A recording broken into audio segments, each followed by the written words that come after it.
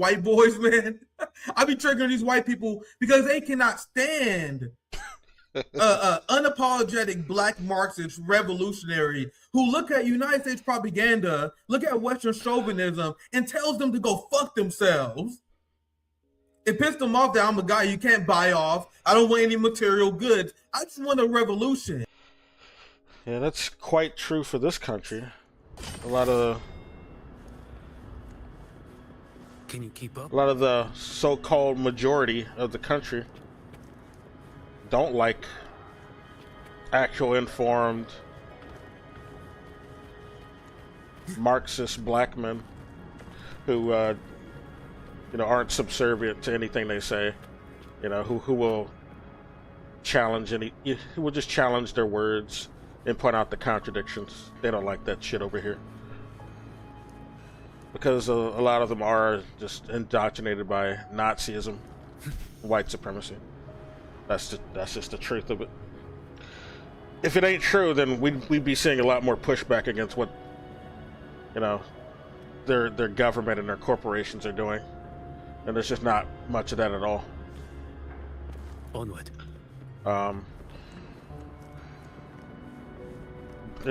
Like ICE has been supported in a bipartisan way. The funding has gone up under both parties, both administrations, no matter who's in charge. Like, you go look at the record. It's just been a steady increase no matter what party's in power.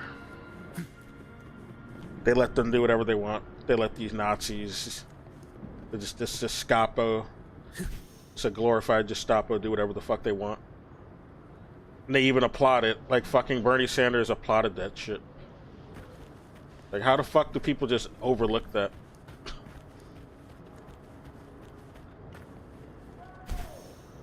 Like, they're complicit. They're complicit. They like all the Nazi shit that they're doing. Kamala Harris ran on a pro-ICE campaign. She campaigned on increasing the funding of ICE. Like, how the fuck are you gonna tell me it would have been better? Like, we wouldn't be dealing with this ICE problem under her when she ran on giving them more money. Into the wind. And being hard on the border patrol. Being hard on the border. We're gonna be hard on them fucking brown folks. Basically. Let's just quit pretending it's about the border. They're just getting rid of anyone who's fucking brown. Or harassing anyone who's brown. Or who's just like an ally of brown people. You know? There are some people who are like calling out who aren't necessarily brown. But they don't consider them white anymore when they do that. Can you keep up? So they don't feel bad about unaliving those people or injuring those people or putting those people in jail. They're not really white anymore when they do that. It's like the whole thing I was saying about like Russia or the Soviet Union, which is that's Russia too. One and the same, really. But current Russia is not the Soviet Union anymore. But yeah. They fought the Nazis, though, back in World War II. So ever since, even before that, but especially after World War II, they don't consider them white anymore. They're not considered part of Europe in any way, even adjacent. They lost their white status when they fought the white supremacists from Germany. And some recruits in Poland and the Ukraine who also sided against the Soviet Union because they hated. They didn't consider them white either, and they also, communism they don't see as white. They see it as some Jewish creation, some racist excuse to keep, the capitalist apparatus.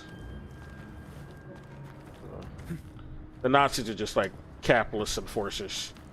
Pinkertons, really. They're glorified. I've always said that the Nazis were just glorified Pinkertons. Like, into the wind. They're not the first of their element. The Pinkertons were just doing the same shit they were doing before they existed. And the racism was also ingrained in,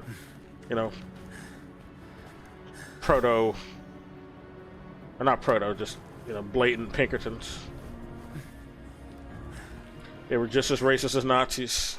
Your call. I mean, the U.S. itself inspired Nazi Germany. A lot of their policies came from Jim Crow. And, you know, even the non-Jim Crow areas were still racist. Like, California was, like, the biggest state supporting eugenics. That wasn't a Jim Crow state. But, yeah, they were, like, the fucking capital of eugenics proliferation. Which, the Nazis also got inspired by. I mean, that's what they were doing. They were doing eugenics. They forcefully sterilized people, undesirables. So yeah. Let me play more of this. I'm just listening to this in the, because you know, of all the things going on right now, this is about. This is a guy I've played before. You know, I don't usually agree with everything I play on my streams. Like people I'll play, especially when they're talking about real life things. But when they're right, you know, I'll listen to them you know, and probably comment on them while I'm streaming, like while I game. I'm just doing, you know, I'm just giving some visuals because I don't really want to just stream this stream. But we will listen to it. Like, so it's spiritual. I want to take down the Jeffrey Epstein pedophile elite who slaughtered my Palestinian brothers and sisters, who carved up Africa. China's no enemy of mine. Russia's Exactly. no enemy of mine. You know what the Soviet Union was doing? They were spreading anti-racist propaganda, civil rights movement propaganda. Oh, that's also very true. Yeah, Soviet Union was way ahead of the curve. People want to say, "Oh, well, Sovietism." I mean, racism is just like, it's just a matter of like a product of its time. No, it's not a product of its time. It's a product of racist white people in a specific system. That's what it is. It is not a bygone conclusion. Some ever-present thing that just has to exist because of the timeline. No, that's a product of the how the society is set up in a specific place. That's not some omnipresent thing that's a matter of the time, what, you know, the passage of time. Oh yeah, people just magically stop being racist after a certain timeline. I'm like, no, people stop being racist when you enforce, you know, anti-racist policy. You punish the racist. You actually, you know, purge your Nazis. The U.S. decided to recruit Nazis instead of purge them.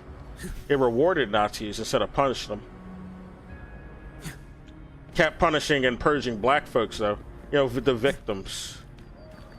And they did a bunch of like racist characters of black folks, while at the same time the Soviet Union was doing anti-racist propaganda, you know, to promote like proletariat unity. Right? They were like portraying us as human beings in Russia. You go look at the art there. There are even animations of black folks from the Soviet Union. We look like, they treat us like we're humans. At the same time that was going on, you know, fucking white ass America, fucking Nazi ass America was portraying us like we're fucking monkeys. Like we're not even fucking human. Portraying us like we're fucking clowns and shit. So no, it's not a product of the time, and we just gotta progress. We just gotta wait till they stop being racist. You know, they'll get over it. We just gotta wait till the boomers die, and then the racism. No, that's not how that shit works. You gotta actually oppose your racism, because we have a resurgence going on right now. That's not because racism is not a product of a time. It's a product of trends and propaganda. That's what it is. We have a bunch of racist propaganda and a Nazi resurgence going on. So it's not a product of time, of, oh, we just gotta wait it out, or the boomers dying. There's been a bunch of dying boomers, but the racist shit is not going away. it's worse than it was in 2016. People were saying that was too racist. But, you know, we just gotta wait till, you know, the boomers die. Yeah. No, that's cope.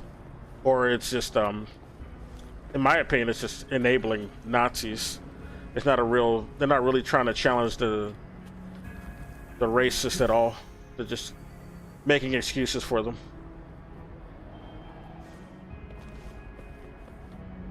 That's all that looks like to me.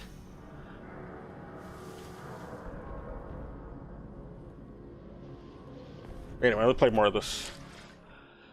Like, it makes me think that the people who say that, they like actually like they like that Nazi shit. And they just said, well, don't do anything to oppose it. Just wait it out. Just wait for the boomers to die. Like, no, you're not serious. You don't want to actually do anything to oppose that shit, is what you're really saying. Showing the United States crimes against Black Americans. But people think I would be a patriot if I was to betray my Russian brothers and sisters during the war against the NATO Nazis? Is that what makes someone patriotic? Does it make you patriotic to cheer and root for Mossad killer revolutions in Iran? Because you're upset because Iranian women don't have the right to create an OnlyFans account? Can you keep up? Yeah, that was some stupid shit. I've literally seen that argument. They're oppressed because they can't do porn. They can't use the porn sites of America. Like, who gives a fuck? Who cares if they can't use Nazi websites that have porn on them? Fuck that. And OnlyFans is owned by Nazis. You aren't free just because you can make an OnlyFans account. Fuck off with that dumbass argument.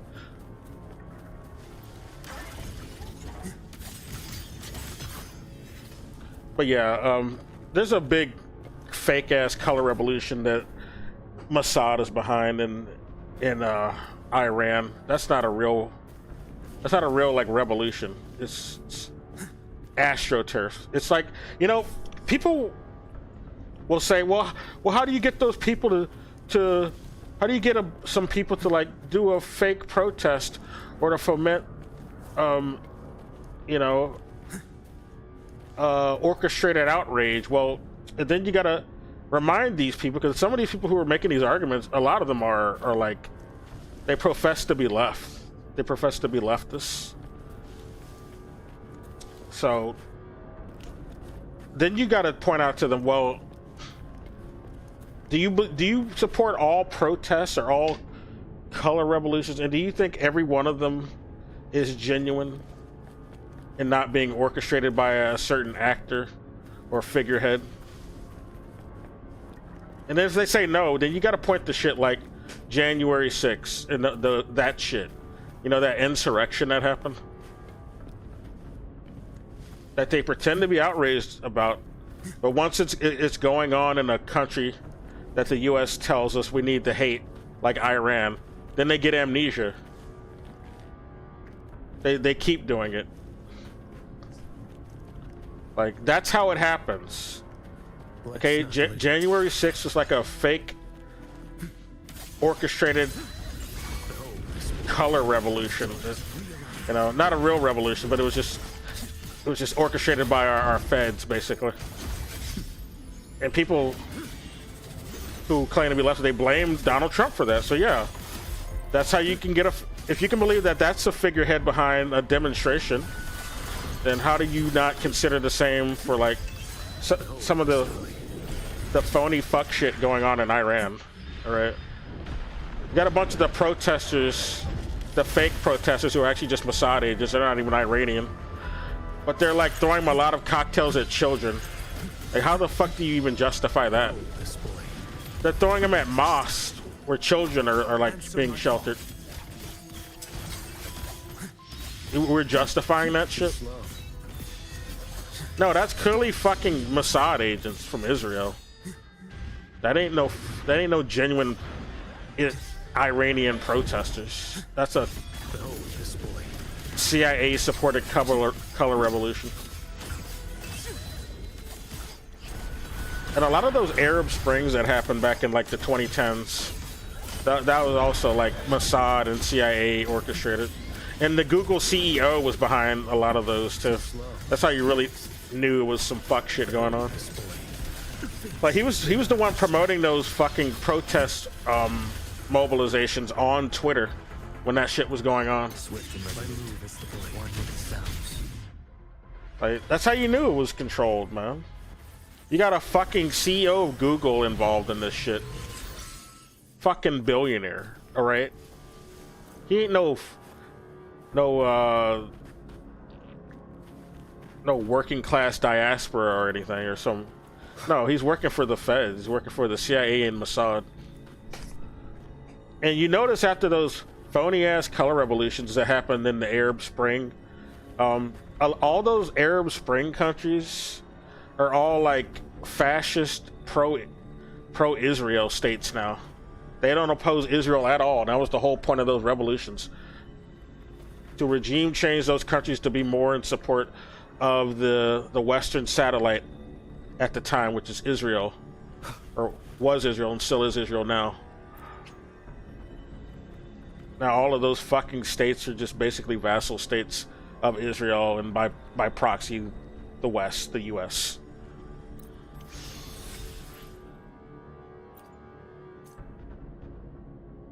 That was the whole point of that. Those phony Arab Springs, and they're trying to do yet another one in Iran. That's the last one they're trying to get now. They got most of the Arab states. They're all pretty much in the pocket at this point.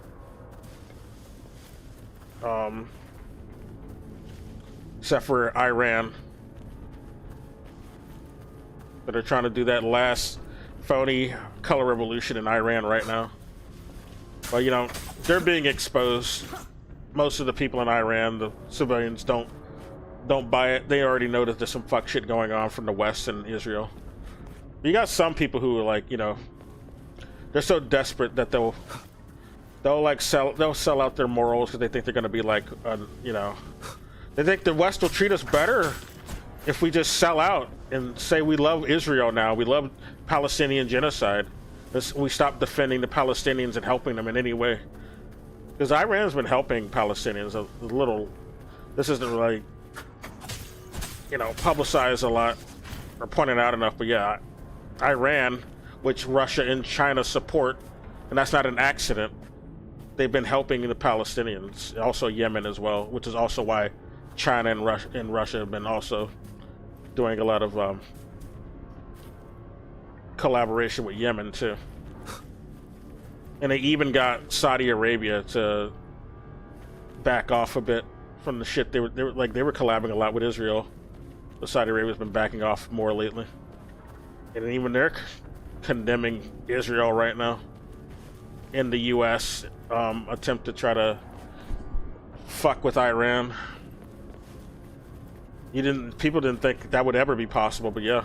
Ever since joining BRICS, Saudi Arabia's been pivoting hard. The new prince, Mohammed Al Salman, I forgot how you say his name, but yeah, he's kind of like one of the better royals running Saudi Arabia right now. Which is, you know, I don't say this a lot about a monarch family, but at least he's improving over his prior lineage, doing a big pivot. But they already like invaded Iran back in the 50s, the US in collaboration with Britain. They couped Iran before, and they installed this other monarch guy, the Shah of Iran, because he's pro-West. He'll bend his booty over and let the West take the oil, and also let Israel do whatever it wants as well. That's why they installed the Shah of Iran. And it seems like they want to put in another fucking Shah. They're putting up. There's a lot of these pro-monarch banners going up in the fucking protest, or the fake revolution you want to call over there, and that's just Mossad agents doing that though. They're putting up those pro-monarch band because they're trying to put in another fucking Shah. It was a CIA asset. Like, he sent a bunch of death squads after people. Like, he was a horrible ruler. That's why there was a revolution in the 70s to get rid of him. Like, it was way worse before the current regime. But you got a bunch of dumbass fake leftists over here saying, yeah, we need to bring back a resurgence of the Shah. We got to have Shah Part 2. Because they don't even know about that fucking coup and that the Shah was like a CIA puppet. They don't even know who the Shah is. They don't get taught that in their fucking schools. All their schools are like pro-capitalist, pro-fascist. They don't teach about like CIA coups in their fucking courses.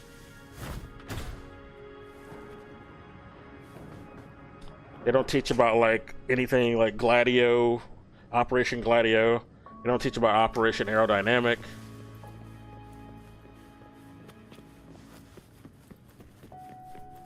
They don't teach about Project Samson, none of that shit.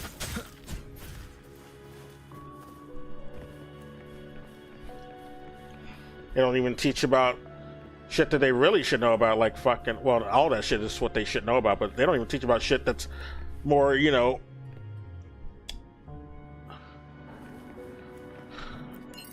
more adjacent to their own country, like Operation Northwoods or Operation Mongoose. They don't teach them that in their fucking courses. They should know that shit, though. It would explain a lot of what's going on.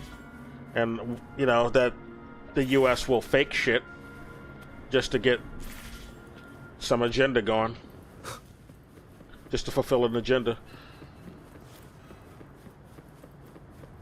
Anyway, let's play more of this. Of Jeffrey Epstein, where he was raping children, teenage girls, and it was covered up by institutions. Yeah, our country protects by pedophiles. J.P. Morgan, by former United States presidents, Mm-hmm. by the Florida legal system. You have a country that creates Jeffrey Epstein's, but you want to go to war because women can't create an OnlyFans in Iran because you can't see Iranian women in bikinis.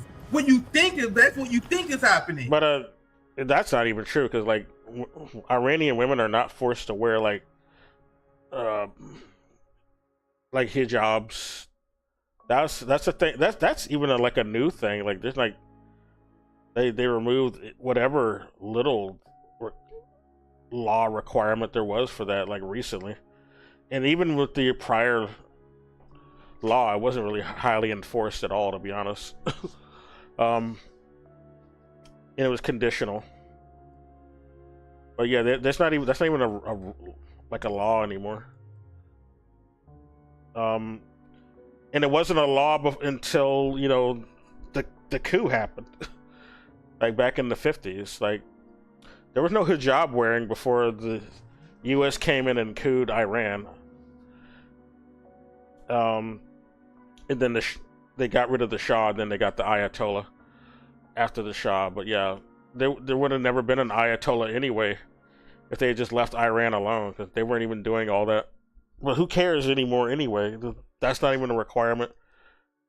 Like, the whole Islamic enforcement is not that harsh over there.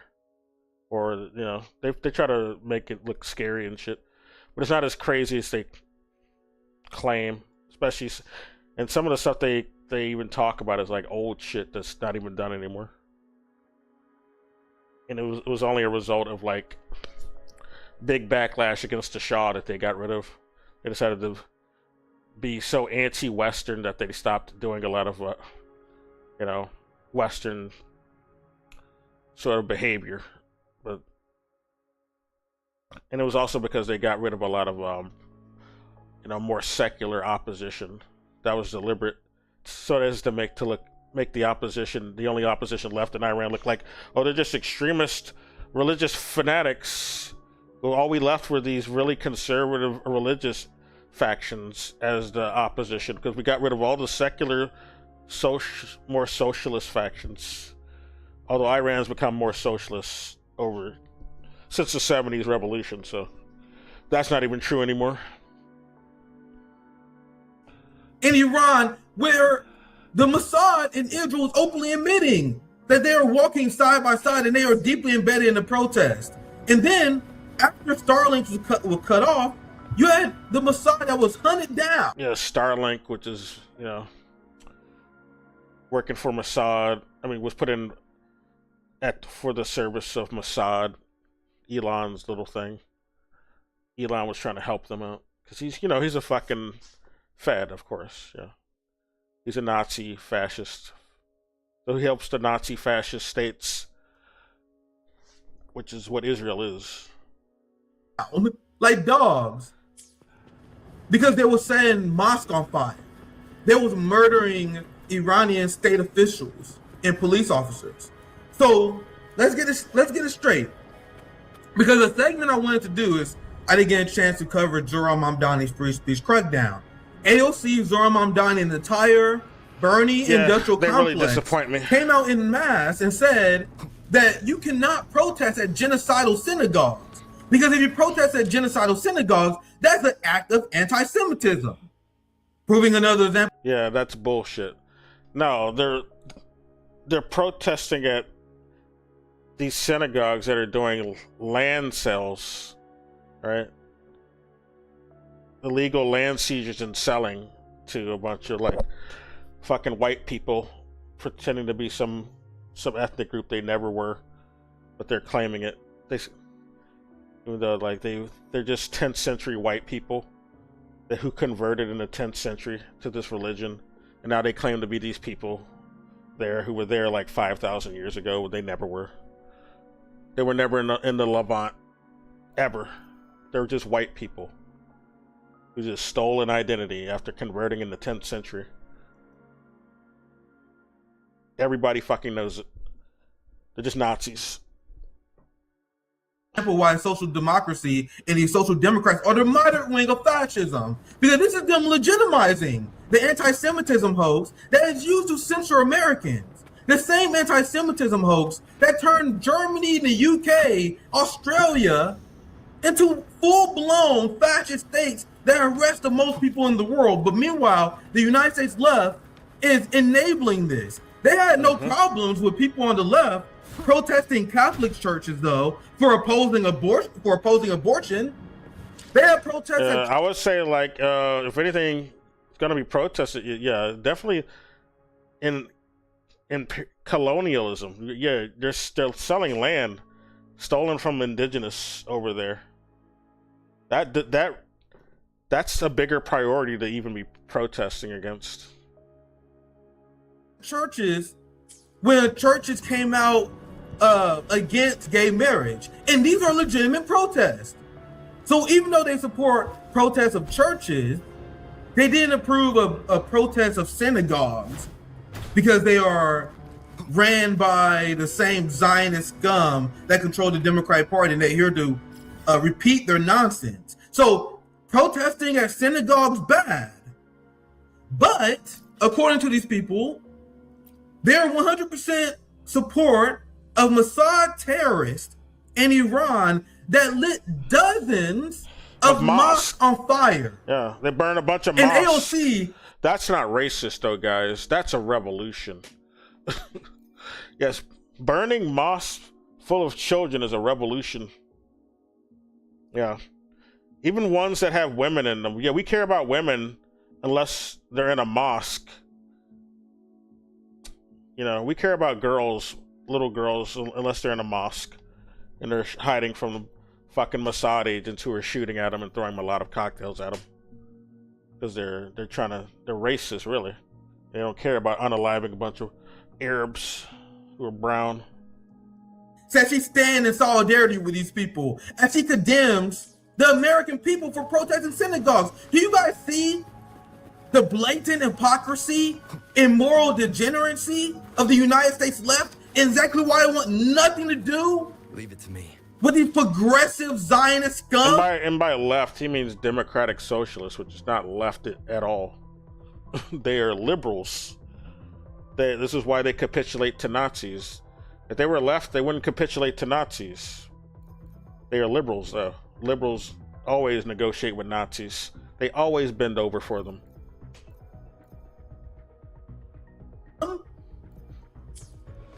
We gonna get to that later in more detail.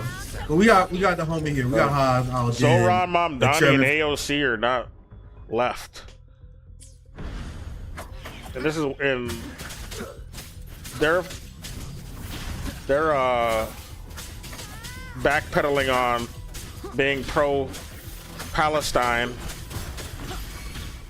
is very telling. It's like they were just Trojans the whole time. Like, they never really were pro-Palestine to begin with. Like, you can especially tell like Zoran was acting when he didn't even An unexpected consider getting rid of Tish, the New York police chief, the NYPD police chief, who was very Zionist. Did a lot of crackdown on pro-Palestine protests and people protesting at campuses who were pro-Palestine. So yeah, he's a fraud, and he also criticized Maduro even before the invasion. So yeah, fuck him. Bernie did too. So fuck him as well. And you know, they all endorse each other. And they all campaign together. So yeah, of course they all have the same shit lib opinions, which just capitulate to fascists and colonials.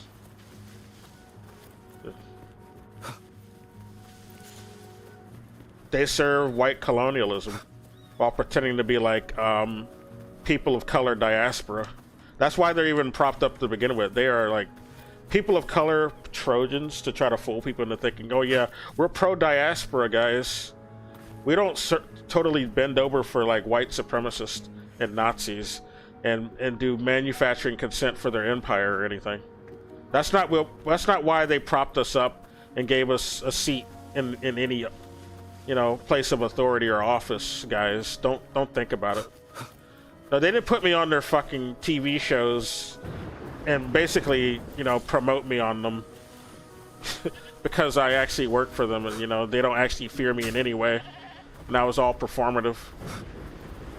The whole claim that yeah, they think I'm gonna do like a fucking Holocaust in New York on all of the Jewish people. Like, that was so sensationalist and goofy. Like, nobody who said that actually believed it. They were just trying to make Zoran look like such a fucking radical. Oh, yeah, he's going to be totally anti-Israel, guys, and he'll totally arrest Netanyahu if he comes to New York, which, spoilers, he's never going to do. He'll never arrest Zoran. Like, people, like, what did people think when he went into that office and was like being all, you know, basically playing footsies with Trump? Do you think he was really like they try to make it look like Zoran Mamdani went up into the White House and punked Trump or something? Like, how can you look at that and think that's what the fuck happened? Now clearly they had a backroom discussion on how, yeah, I'm actually on your side. That's what really happened.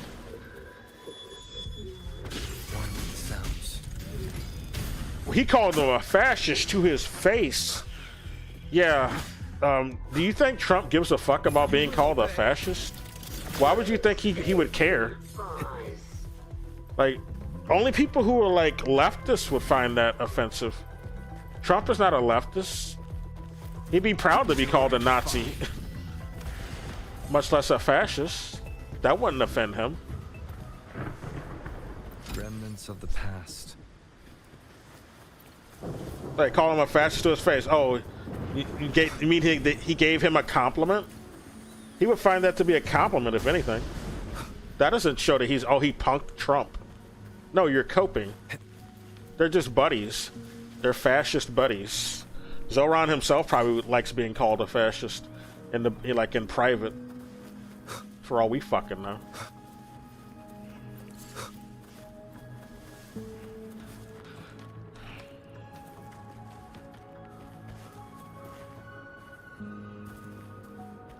Like, a lot of people just keep falling for a lot of the media performances. Like, they need to understand that a lot of these people are liars or actors. They're acting.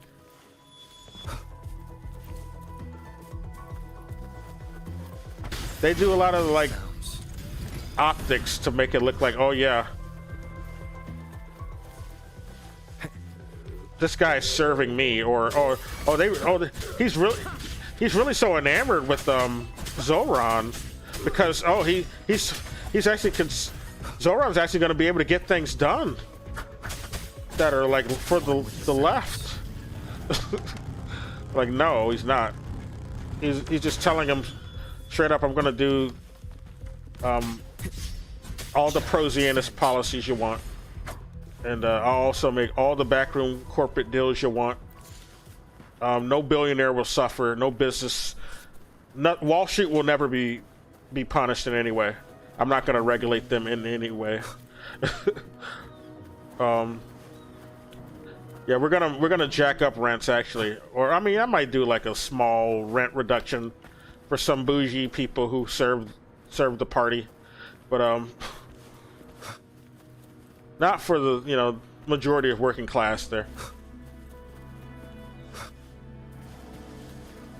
And we're gonna say, oh, it's because we gotta support the Iran revolution, so that's why we gotta raise prices. You gotta do it for them, guys. You care about revolution, right? You gotta support the Mossad revolution in Iran. So agree to us raising your fucking rent.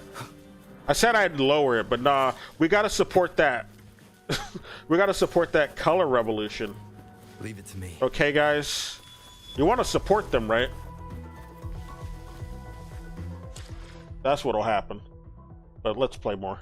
For the ACP, I'm gonna introduce him now. We have we have great conversations whenever Hodge joins us. Let me fix the screen here. What's popping? Oh yeah. I didn't finish my point. Like, yeah, you gotta understand that they do performances. Okay, like I also gotta point out that whole thing with him and Zelensky. Remember when Zelensky came to the White House and they had the whole press conference about yeah, we're gonna do this mineral deal, this rare earth mineral or something, which is all just performance, and there was no real deal. I mean, but that's the point. It's all a performance. Like with him, even him getting mad at Zelensky and vice versa.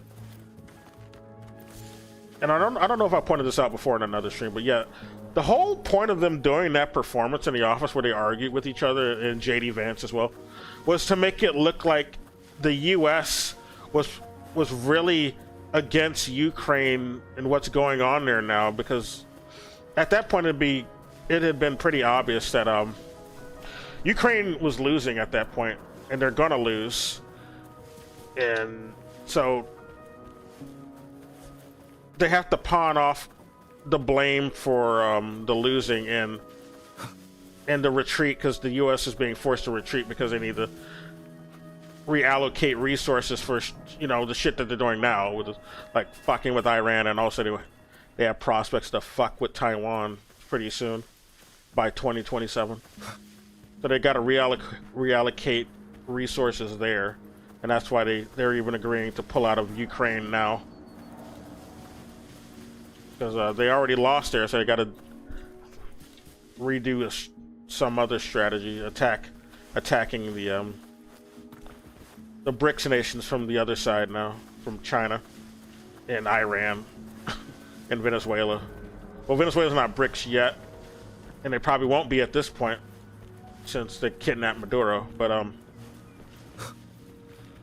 they were a prospective partner. They were going to be if they proved themselves. I think Brazil sniffed out that there's no good security in Venezuela, so that's why they voted to say no to them getting into BRICS, because it was Lula regime who decided to vote against their partnership. Endure and defy. He seemed to notice there. I think he just noticed that there was like some loose ends that were not taken care of in Venezuela. They wouldn't be trustworthy partners for BRICS. Sounds. And it seems he was right, since they sold out Maduro. It's pretty clear.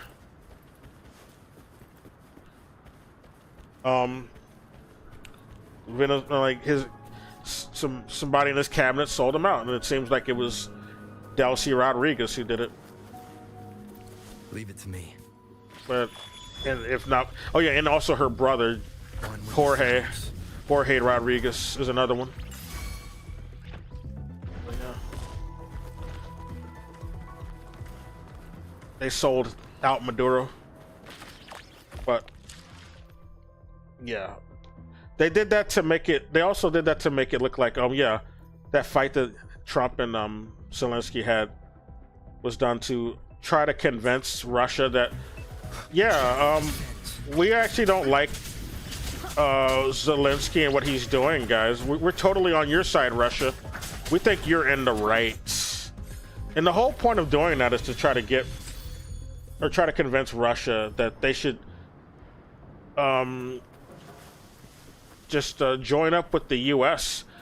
and abandon their partnership with China and team up with the U.S. to fight China. That was the whole point of that.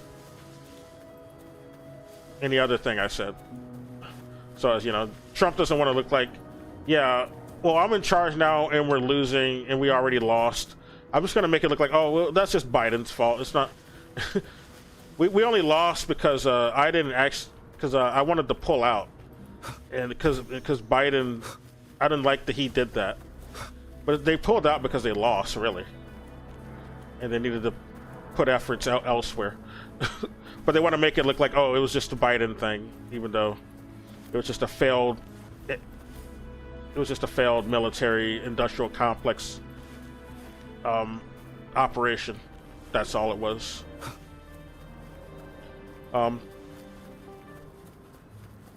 But they were trying to convince Putin to join with the U.S. to fight China. But of course, Russia did not agree. Putin did not agree to do that. That's stupid. Nowhere to hide. Russia, I mean, China's been way more trustworthy than the U.S. It's like he doesn't have a poor memory. Like he remembers how the U.S. fucked him over in the fucking 90s. In the 80s, yeah, the 80s and the 90s, yeah. He knows better than to just blindly trust the U.S. and to just abandon China for them. That would be stupid. One with sounds. Like, he realized that the whole Sino-Soviet split was a mistake. And this is why Russia and China basically, Endure and defy. they repatched their relation after the Soviet Union was dissolved. Because a lot of people in Russia and China realized, yeah, it was a mistake to split up. Leave it to And me. look what the fuck happened. All this bad shit. We should be partners, be more trustworthy partners in the future. And that seems to be what's going on One today. with sounds. Like they're better off for it. Like the U.S. is basically a rogue agent. I don't know why anybody would trust the U.S. seriously today, if ever. Like I don't know. Look how unprofessional they are. Look how callous they are. You can't pretend like you can like have a real partnership with them at this point. Like the only way that you would even agree to that is if you're being forced. And of course, Russia and China are not like weak countries. They can't be like strong-armed like a lot of developing nations are. Nowhere to hide. So, but yeah. Anyway, I'll play more of this now. My friend Hazal Din, the chairman of the ACP. Thank you for joining us tonight. What's poppin', my friend? How's it going, man? It's good to be back on. It's always a pleasure. Yeah, it's always great to be in conversation with you, especially after like I've been banned for the last week, so it's good to be back. I got like all this energy, I had a lot I want to talk about. But just to get started, as I prepare our next segment, I've been covering how you have these imperialist-minded liberals and Guide me. leftists in the United States saying they stand in Shitloads. solidarity with the Mossad revolution because they don't have the right to create an OnlyFans in Iran. So I want your take on like the That's dumb. insanity that we're seeing That's dumb. where there's this blatant attempt by Israel to invade and destabilize Iran. Meanwhile, supported by entire Western institutions and the United States level. What's your thoughts, just to get started, Haas, on what's going down in Iran right now? Should the left be supportive of the quote-unquote Iranian revolution? Yeah. No, of that course fake not, ass okay? revolution. I mean, it's just look. There's just such a childishness and an infantilism where, and it's the CIA's perfected this. It's just Yeah. create this spectacle of people on the street and masses and angry and get the photos and get the video and you know the this started with the color revolutions. Actually, you know, technically, where did it start? You can go down the rabbit hole and say it started in Hungary in '56 and it started in Czechoslovakia in '68. Yeah. And then, you know, they kind of perfected this formula of creating the appearance of mass. Oh, power to the people. And it's like, that was the same pretext that got public support for the viciously anti-communist, right-wing counter-revolutions that they now call, you know... I would say a lot of the fake color revolution started in Eastern Europe and Ukraine with Operation Aerodynamic was set up to do that very thing. This, what did they call the... That was a CIA operation that the U.S. was doing to prop up Nazi groups and have a revolution in the Eastern Bloc of Europe where a lot of socialist establishments were. Like parts of, yeah, you know, they wanted to fight the communists and tell them that the communists aren't real white people, basically. And that's how they got like a bunch of recruits, because they were Nazis. They propped up all of the most racist factions of these countries in Eastern Europe and Ukraine. That's why Poland really got Nazified over the years, even more than before. Well, not more than before, but you know, consistently. They consistently stayed Nazi, even after getting liberated by the Nazis. And that's because the U.S. and, you know, of course, their Anglo friends like Britain helped prop up Nazis over there and maintain them. The new springtime of nations or whatever in the late 80s, right? We saw it in Hungary and DDR and the Warsaw Pact. Yeah. And, you know, look, it just goes to show you can create a spectacle out of masses of people or a lot of people, you know, out on the street giving their support for this or that. But what a realist does is they want to ask the question of, okay, well, what are the actual like political forces structurally behind this? Where's the leadership? What is this actually all going to amount to? You know, a lot of people have grievances. Okay, I understand. I could understand why people in Iran could be upset about a lot of things. But where are we going with this? How do you petition those grievances? How are you, like, when I mean by that is like, what's your plan? What's your way of like thinking you're going to solve those? Yeah. You know, China has problems, and the way they solve their problems is through a mechanism they call self-criticism. So they have a procedure to deal with that. Okay, I'm sure Iran has something similar. Let's not linger. So people being upset about problems is not actually what makes a protest phenomena political. It's the solutions that are being implied here we should focus on. And the solution being implied in the case of the Iran protest movement is the return of the Shah. He's right. Okay, that's what promoting this that is. shit. So They're trying to do yeah, a it's so resurgence. easy to sympathize with. You know, it's like Les Mis, I guess. You know, oh, can you hear the people sing? Or it's like, okay, but what is this actually in political terms? Okay, well, what it actually is a call for the return of the Shah. Again, you can complain. Complaining is easy. What's your solution? Right? Yeah. And that's what this is. The solution is the Shah. So if you're backing these protests, I've seen it so many times. You know, Ukraine, Maidan. Mm-hmm. At this point, I'd be Maidan especially. I followed that. That shit was a Nazi insurrection That's another thing. That was another January 6th that happened in 2014 Ukraine. That's what the fuck that was. You got a bunch of fake leftists over there like defending that shit because they don't know shit about Ukraine and CIA operations over in Ukraine and their support of Nazis. Or they do, and they just want to gaslight people who know that and don't want any other people to find that out. Like, these people that probably secretly like Nazis, like, you know, like you got these fake leftists like Destiny, who's just really just a closet Nazi. Like, it's pretty obvious he's a Nazi now, but like, quite a few years ago, people did not realize this about Destiny. They didn't even consider it. No way that guy's a leftist. He could never be a Nazi. Look at him now, though. Ain't no mistaking it. Dude's a blatant Nazi today. You can't even argue against it today.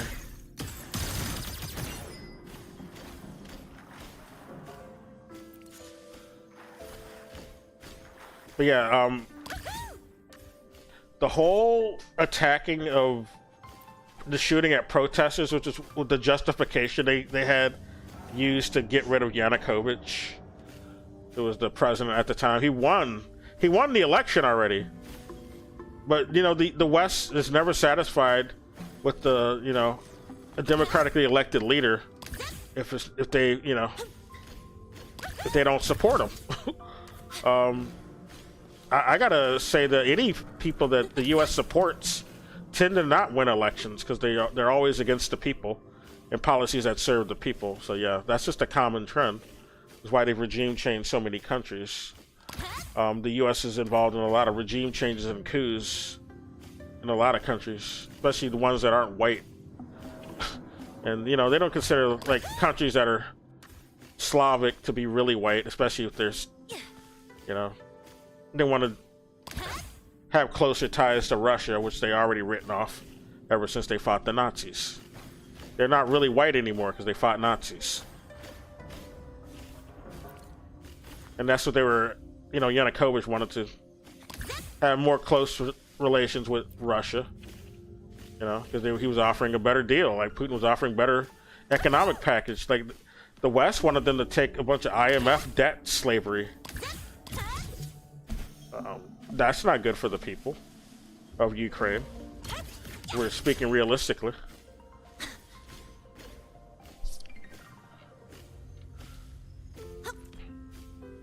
They would have been better off having more sovereignty and nationalizing their industries instead of a bunch of corporations running their shit, which is what happened after the insurrection in 2014, and now it's just even worse than it already was ever since the U.S. came in and allowed BlackRock and other corporate entities to buy up a bunch of Ukraine at a bargain sale.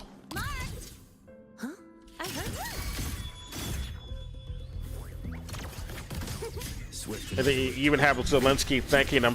Thank you for coming in and buying and privatizing our industries and you know, raping us.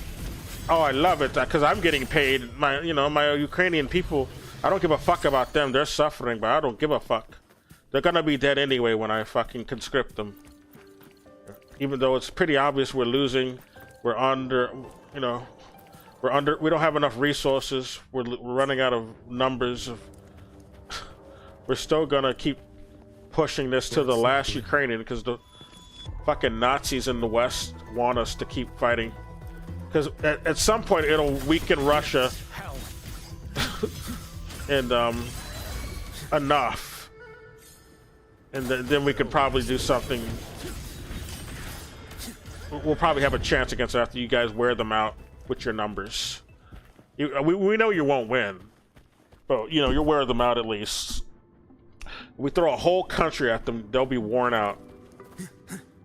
We don't care if you succeed. We just want you to wear them out. Onward.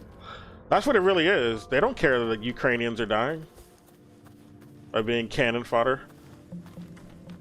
They just want them to be like human shields to weaken. Well, not even shield. Human. Like what's a better description? Can you keep They're not they're not like shielding, because like it's not like Russia is trying to get to Europe or anything. That's some made up lie. He's not trying to invade Europe, but that's just the justification they want to use to justify staying and keeping up the Ukrainian war. That's the Western narrative. But that's never anything that Russia demanded. Oh yeah, we want your land, Europe. That's why we're in Ukraine. It's not because, you know, NATO is attacking our border or anything. And that's why we're even in Ukraine, because NATO is using Ukraine to attack our fucking border. And it's committing genocide in the Donbass. And that's why this war is happening, motherfuckers. But they don't ever want to point that out, because that hurts the narrative of the US and the Western hegemon. The collective Western hegemon. The rules-based order, which is it's a misnomer. They mean the white-based order. That's what they really mean when they say rules-based order. They're defying the norms of the white-based order. Onward. All right, we can't trust Russia because they do deals with China and Africa, those fucking non-white countries. And they give them a better fucking option than IMF and the World Bank, who wants to make slaves of them and steal their resources. Use them as cheap labor and cheap slaves and concubines. That's what he does. You know, he gives them a better option. Can you keep up? And we fucking hate that. We hate that Russia does that. And China's also getting in on ever since they've gotten more successful economically. We didn't expect that. When Deng Xiaoping came in, we thought we'd just have sweatshops in China forever, and it would just be like that forever. And you know, that's why we outsourced our industries over there. That's why we outsource all of our fucking industries, and also to gut the fucking labor unions in our countries, especially in America, because that was the big motivation for America outsourcing their industries. So as to hurt the labor unions, which were really tied up in manufacturing in the prior decades. But no, they said, well, we got Deng Xiaoping in. He's more capitalist. He has sweatshops we can use as cheaper labor. So we're just going to do that. And hopefully that policy will go on forever. Oh, damn it. You mean his successor and Xi Jinping reversed a lot of that shit? Oh, fuck.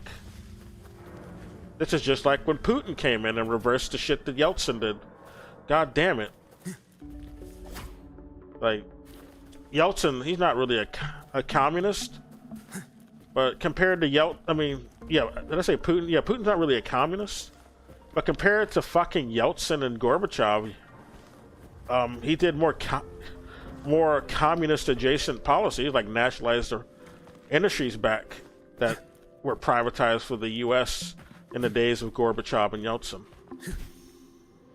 And the U.S. really hated that, because they thought, oh, this is post-Soviet Union Russia. They're not supposed to be nationalizing stuff again. They're supposed to privatize more shit. Let us rape their economy forever. And then so that the Russian meme, this fucking eternal poor Russian meme, can last for another 2 decades. This whole concept of like a poor Russian Slav and all this shit, that's the result of like the dissolving of the Soviet Union and Gorbachev and Yeltsin policies, perestroika, and subsequent privatization policies by Yeltsin. That's not like something inherent that was inherent in the Soviet Union though, when it was in its prime. Can you keep up? Or even Russia in general. That was something that was like that came in by the middle 80s, after Gorbachev was already pretty clearly fucking up and destroying the Soviet Union, setting up the Soviet Union to be dissolved. And then Yeltsin, he came in after it was solidified that it was dissolved, and he was put in by the U.S., propped up by the U.S. They even admit it. Yeah, we're responsible for him winning. You know, our CIA advisors are why he won. We did a lot of subterfuge and sabotage. Because it was you know, it was all right to brag about sabotaging the communists back in the day when they were bragging about it. But they didn't feel they needed to hide that fact. Yeah, we sabotaged their elections. We rigged their elections. Who gives a fuck? They're commies. We won the Cold War, guys.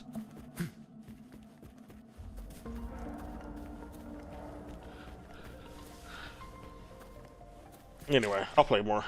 So, I mean, if you saw a Nazi rally and a bunch of people on the street, you know, advocating for Hitler's return, you know, the CIA would find a way to launder that so that liberals could romanticize it as a truly popular. They would, because they did that with fucking the Maidan coup, which was a right sector insurrection. The right sector is a Nazi group. That's why I keep saying right sector. I don't know if I said it before, actually, but just to solidify that, when I say right sector, I'm talking about this Nazi group. That's a Ukraine Nazi group. All right. They are aligned with the Svoboda Party, which is a Nazi political party. They were the actual snipers who were shooting at the crowd that they tried to blame on security forces of Yanukovych when no, the snipers were coming from a Maidan resistance, fake resistance held section of the protest. Okay, it came from a hotel that was in the territory of the Maidan-controlled territory. Okay, not government territory. There was no government security that was holding that position over there. They didn't have dominion over there. All right. It was right sector Svoboda Party guys who were in that hotel. They were even filmed walking out of the hotel with instruments, or you know, cases for instruments, but it was weapons inside of them.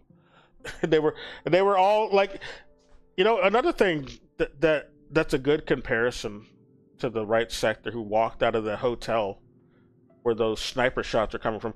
They had on gear that looked a lot like ICE wear. Like they were dressed like ICE.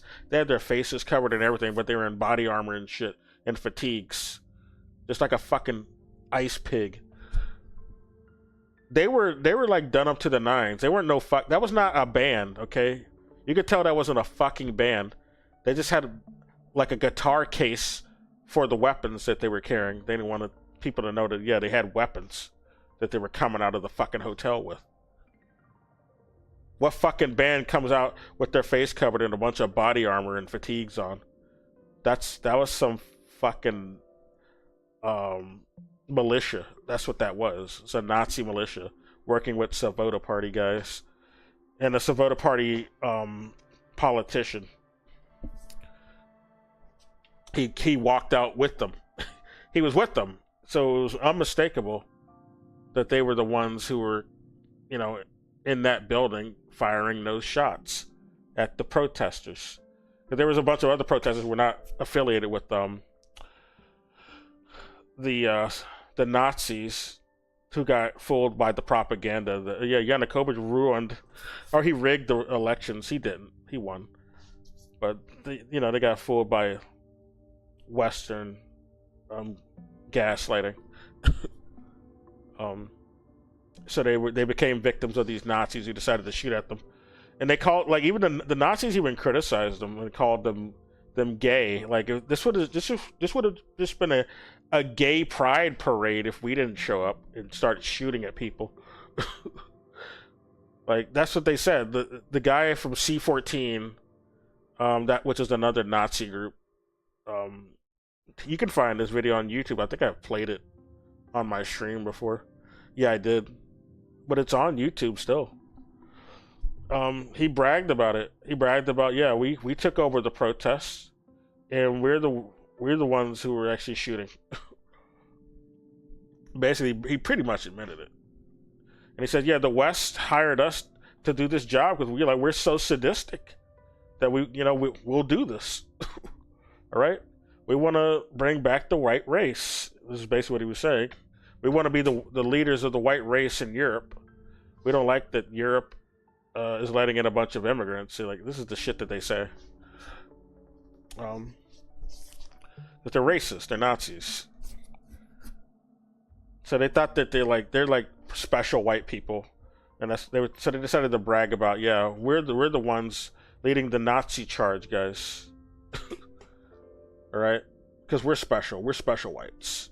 That's why the U.S. chose us, or the West chose us. Basically, admitting, foreigners. It was the West, the U.S. basically propping them up and arming them. Well. Upswing or whatever. That's I mean, honestly, it's harsh words, but like, think about it. What are these people actually protesting for? Can you keep up? Okay, we're really upset at the Islamic regime. Okay, why and what is your solution to that? Yeah, why? You know, well, we're upset about the economic problems. Okay, Like, the reason they got to use OnlyFans arguments now is because they've already allowed women to go without their hijab. That was the old argument they used to make. Oh, well, women, they are forced to wear hijab. Well, they don't. They're not actually forced to do that anymore. So now we got to make up dumb petty shit like, oh, well, they're not allowed to make an OnlyFans account. Okay, is this like a real dire thing to like justify bombing mosque and killing state officials? What the fuck? That's not really a big issue. I mean, you could even just use a VPN if it's that serious. If you really want to. I don't think this is even a policy that Iran's enforcing that hard anyway. I'm pretty sure there's people who are still making OnlyFans accounts in spite of that. This is like a made-up problem, really. to blame for that. It's not a real issue. If you're upset about the economic problems, you should be chanting. It's not a socioeconomic issue not being able to make an OnlyFans account. Death to America, because America is the source of that. It's not a working class issue. Frankly, okay, who's to blame for that? If you're upset about the why and what is your solution to that? Well, we're upset about the economic problems. Okay, who's to blame for that? U.S. If you're upset about the economic problems, you should be chanting death to America, because America is the source of that. Frankly, if I was an Iranian, that's just the truth. Okay. Yeah. I mean, I think they're better off with the economics they have with Russia and China anyway. So I don't think that's what people are genuinely protesting. If there are genuine protesters in Iran, I don't think they're protesting the economics so much. I would say like some of the demonstrations are pro-government, and some of them are like protesting, for the Iran to retaliate against what the West is trying to do. Because it's pretty blatant what they're doing in Iran right now. They got fucking Mossad and infiltrated, and hurting people. They're bombing mosque. Yeah, people will get mad at that and ask their government to, you need to actually retaliate. Yeah. Well, they're also threatening to straight up bomb Iran, like the U.S. is, and Israel as well. So yeah, they're making them, if they're making demands on their governments for shit like that, from the looks of it. They're being sold this lie that Iran's problems. It's actually, you know what? I'm going to say like a final thing. This is what's disgusting about the Iranian protests, okay? A lot of the leaders of this protest movement, I mean, this is Mossad bullshit, we all know that, but genuinely on the subjective side of things, it's very cynical. The idea is that, okay, look, Iran has been helping Palestine too much and we're being punished for it. Yeah. So let's sell out to Israel, and then in return, we're going to become like Dubai. And this sentiment's in Lebanon as well. Against the yellow guys there. I don't know what we can say on YouTube. Yeah, Lebanon's not even fighting back. At least Iran will fire back with some missiles at Israel. Lebanon would never. They've been cucked already. And as much as that's morally abominable as a logic, it doesn't even add up. No. The idea that Iran is going to be allowed to be this prosperous country that's welcomed into the free world, and it's going to be like wealthy like Dubai or something. Where do you think the Iranian Revolution came from? Okay, under the Shah, 95% of Iranians were paupers. Like, the only way that'll happen is if they, you know, are allowed to go be another robber of African resources, which is what Dubai is built on, robbing African resources. I don't know if they'll be allowed to do that. They'll be forced to sit in the cuck chair, probably like Lebanon is, and yeah, and before when the Shah was around. They were impoverished. He's talking about that right now. And when the Shah was around, the Shah of Iran, they weren't like some extravagant country that was flourished. A lot of the people there were impoverished. Okay, they lived in destitution. Like, do this prosperous country that's welcomed into the free world, and it's gonna be like wealthy like Dubai or something. Where do you think the Iranian Revolution came from? Okay, under the Shah, 95% of Iranians were paupers. Okay, they lived in destitution. Yeah, he's right about that. Iran's not part of the agenda. Okay, Iran's not going to become like Dubai. No, even if you do betray your morals and sell out or whatever, you're not even going to benefit from it. So, it's really all I can say. Yeah, very well said. So we saw plenty to share today, and we have updates. Apparently, Trump is. A lot of people are expecting him to launch strikes here within the next few hours. So we see if we can cover that here. I'm expecting Iran to launch it's very important to know which will be good. What the United States supported in the Shah. And now you have this guy who was LARPing as the crown prince of Iran. He's being featured on Fox News. He is aligned with AOC. This is the new fucking royalty they want to take over. Like the Shah is also a LARPing monarch.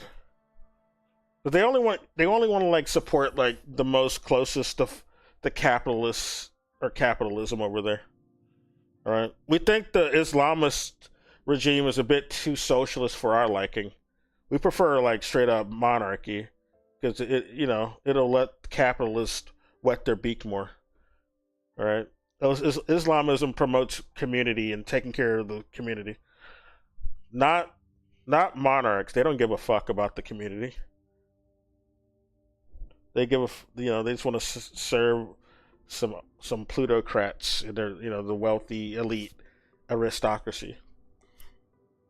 Like they always either prefer monarchy or straight up Nazis to a more socialized system. The West always sides with them. Like this is why Saudi Arabia even exists. It's because Britain and the U.S. preferred royals. They preferred monarchs to the more socialist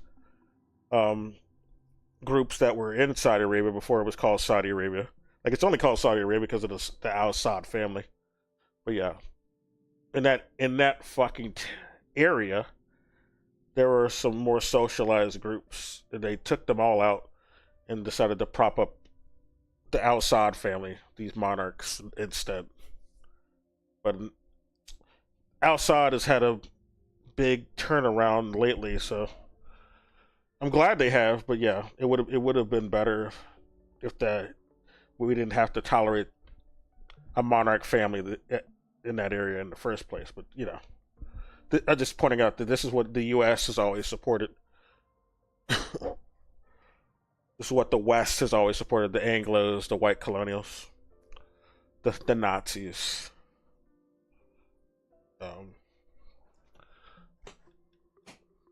They hate anything that's close to socialism. To the point that they don't care if people die, so long as socialism does not happen. We'll commit genocide just to stop communism. That's their whole motto. That's Palantir's motto for sure. Like that CEO admitted that. We're an establishment. We got created just so we could kill Nazis. I mean, no, not Nazis. Kill communists. They are Nazis. Planters just it's ran by Nazis, and they got established just so they could kill communists, according to what the CEO said. And it's pretty obvious. I mean, I already knew that before he said it. I've been following Palantir for a while, even before COVID happened. Yeah, that's what it looked like they're all about. They're just Nazis who were trying to kill communists and deposed communist or at least more socialized nations See, he's aligned with Dr. Cornel West. and communities. They're aligned with the people who are calling for the return of the Shah.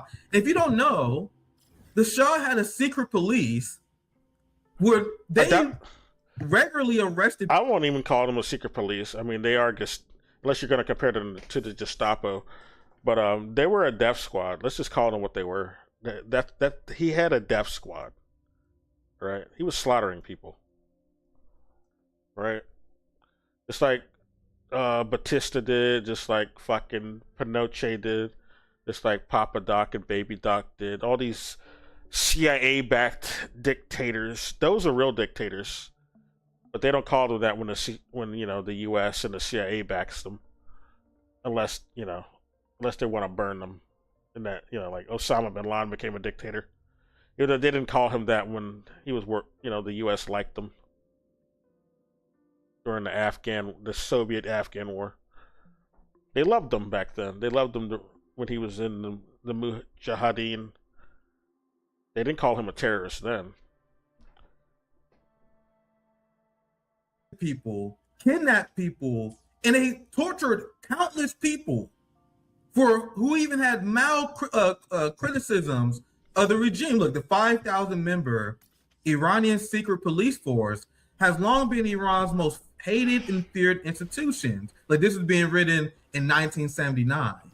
With virtually unlimited powers to arrest and interrogate, they've tortured and murdered thousands of the Shah's opponents. And these same people, Haas, are turning around and saying that we need to restore Iranian democracy by promoting this fraudulent crown prince, the Shah back in power. This was great. Which was not a democracy. Yeah, it was a constitutional monarchy, if anything. A dictatorship is what I would call it. But they like to church it up by calling it, a constitutional monarchy at worst. But it was a dictatorship.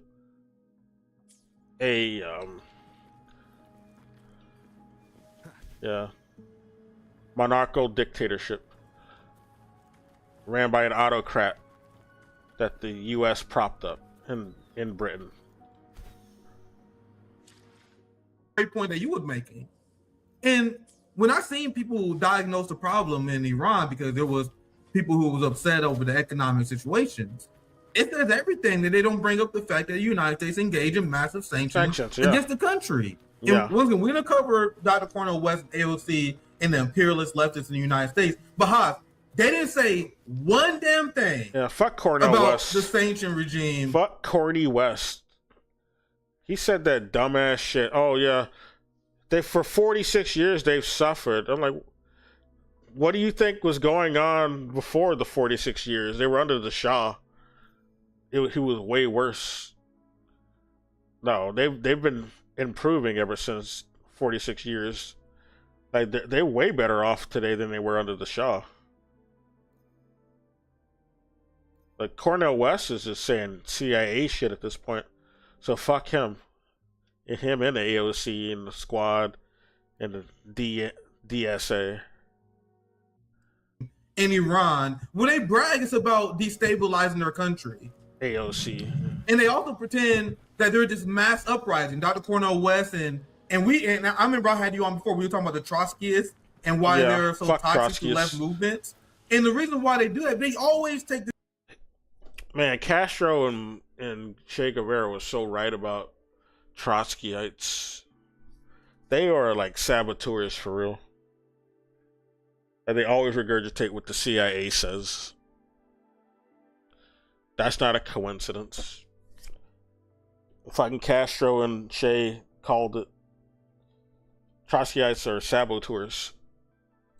The side of the enemies of the empire. They pretend that every single working class person opinion is the same and legitimate, while at the same time ignoring the massive wave of Iranian people who are supportive of the regime. I was showing this up as you were speaking, but look, have you seen this side? Look, the mass protesting in support of the Iranian regime, all these funerals coming out. and support. It reminds me of what Yeah, happened in see, 2009. There's with the Green- there's pro Iran demonstrations going on, and this also happened after Trump sent the missile at Soleimani's plane, who was like a popular general in Iran back during Trump's first term. Like people were like prospecting him to become the next major leader of Iran. Soleimani. But yeah, after Trump assassinated him, there was some demonstrations for him as well, and you know, the anti-American demonstrations, basically. Green movement, where there was all these protests, and then it concluded with a giant show of support by the silent majority for the regime. Just typically what happens in Iran. Yeah, there's a very loud and vocal minority who are willing to disrupt and cause chaos, but the majority of people in Iran are stupid, and they're not falling for it. But honestly, you know, I'm kind of pushing 30, and I kind of feel like I got unk status at this point. It's just all so tiresome, man. Yeah. It is. Remember the free Hong Kong bullshit and the free... I remember that bullshit. I was calling that out when it happened. 'Cause what's the reason for the protest? Oh, okay, they want to like deport this guy back to his home country so he could be tried for his crimes. Okay, this guy who's a misogynist, by the way, murdered his girlfriend, all right, and like was gonna dump her body. He had her body in the fucking suitcase. It's disgusting, dude. And but there was a stipulation. Well, we got to do like an agreement between China and deport him back to where he came from, so he can be tried for his crimes. And so a fucking protest broke out for that. That's the most fucking depraved and sadistic reason to have a protest. Oh, we don't want to have extradition for this fucking murderer. With China's so bad, guys, that we don't even want to have this disgusting fucking murderer extradited because we don't even want to have to talk to China. We're gonna have to change our laws to extradite a fucking murderer who's border hopping to get away with his crime. Like, that's stupid. You know, that it's such an obvious CIA instigation when you actually look at the reason for the fucking protest. It was orchestrated. It's like the Jan 6 shit that happened, that insurrection. It was also orchestrated by feds from the US. This is why State Department motherfuckers came and talked to that motherfucker. What was his name? Justin Wong? No, not Justin Wong. Jason something Wong. I'm gonna look him up. He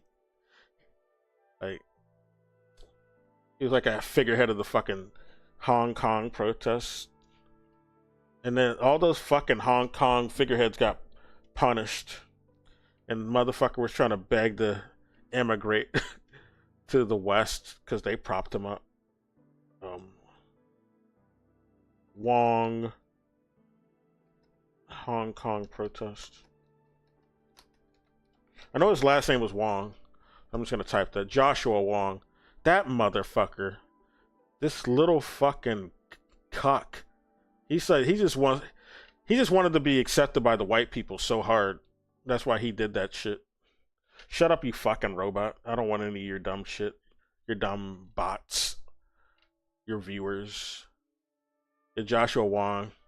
He just eat Nazi booty like it's groceries, dude. He really wanted to be accepted and picked by white people. That's why he did that fucking Uncle Tom shit. And agreed to like terrorize Hong Kong with these insurrectionist demonstrations. Like they were literally going into government buildings and tearing them up. Like that's an insurrection that the fake leftists in the West were supporting though. Even along with the right wingers. They were both bipartisan and supporting that, and it's kind of stupid. And you gotta they didn't even second guess that. Well, when you see these fucking Nazis also supporting that, like I'm wondering why you guys calling yourselves leftists aren't questioning that. Like, why don't you look at that and wonder why do these fucking right wingers love that so much? And you don't even question that these motherfuckers are waving the American flag and asking Donald Trump to save them. Don't you think about that? Because Trump was in office still when that was going on. Those Hong Kong protests were in 2019, so that was going on during Trump's first term. All right, and they were begging him to come save them. The fucking figureheads were begging Trump to come save, please save us. And they were also waving Union Jack flags. It's all these pro-white Western countries, these Anglo countries that they were waving flags of. Like, it's pretty clear it's like some regime change type shit that the West is trying to do to make them anti-China and to fight China and to stop the reintegration. Because Hong Kong and China are going to have a reintegration in a couple decades pretty soon, ever since the 1998 agreement to reunify China and Hong Kong. Or was it 90? I think it was 97. I forgot. Deng Xiaoping died in like late 90s. He's the one who made this fucking deal, apparently. And he capitulated on a lot of shit, though, with that deal. Because he's like a fucking... That guy was like a fucking... I don't like Deng Xiaoping. There's some revisionism about him. Like, people, like, congratulate him for shit. But it seemed like he sabotaged China for a while. And only, after he passed, there was some reversal on that shit. And he gets thanked for all the shit that they reversed. All the shit that he created in the first place that got reversed on. He's thanked for that reversal. But nah. I don't think that motherfucker deserves any thanks. Like he's like basically responsible for the Sino-Soviet split. Him and Zhou Enlai, his fucking mentor. He's responsible for the well, also not him. It was Khrushchev. Khrushchev was responsible for the Sino-Soviet split, but they were like enablers of that as well. Zhou Enlai and Deng Xiaoping, they were basically regurgitating what some of the lies Khrushchev was saying about pre-Khrushchev Soviet Union. There were revisionism about Lenin and Stalin after Khrushchev came in. He like tried to basically make what they taught and did look bad, and he made it look like he was tyrannical or something. Khrushchev was a Trotskyite. He was one of Trotsky's proteges. He was working for like Western fascists. But he wasn't able to completely dismantle the Soviet Union. That had to take a couple of decades until Gorbachev came around. But yeah. But Deng Xiaoping was not a good guy. But he got that weak ass deal for that reintegration. But they would have been reintegrated by now if like Mao was still alive. And there was like one of his proteges survived to take over instead of Deng Xiaoping. Deng Xiaoping got help from Western intelligence, which is how he came to power. But then, Western intelligence decided to they tried to sabotage him a little later. Like during Tiananmen Square. That was some color revolution they were trying to do back then. That was actually another color revolution attempt, the Tiananmen Square shit. But anyway.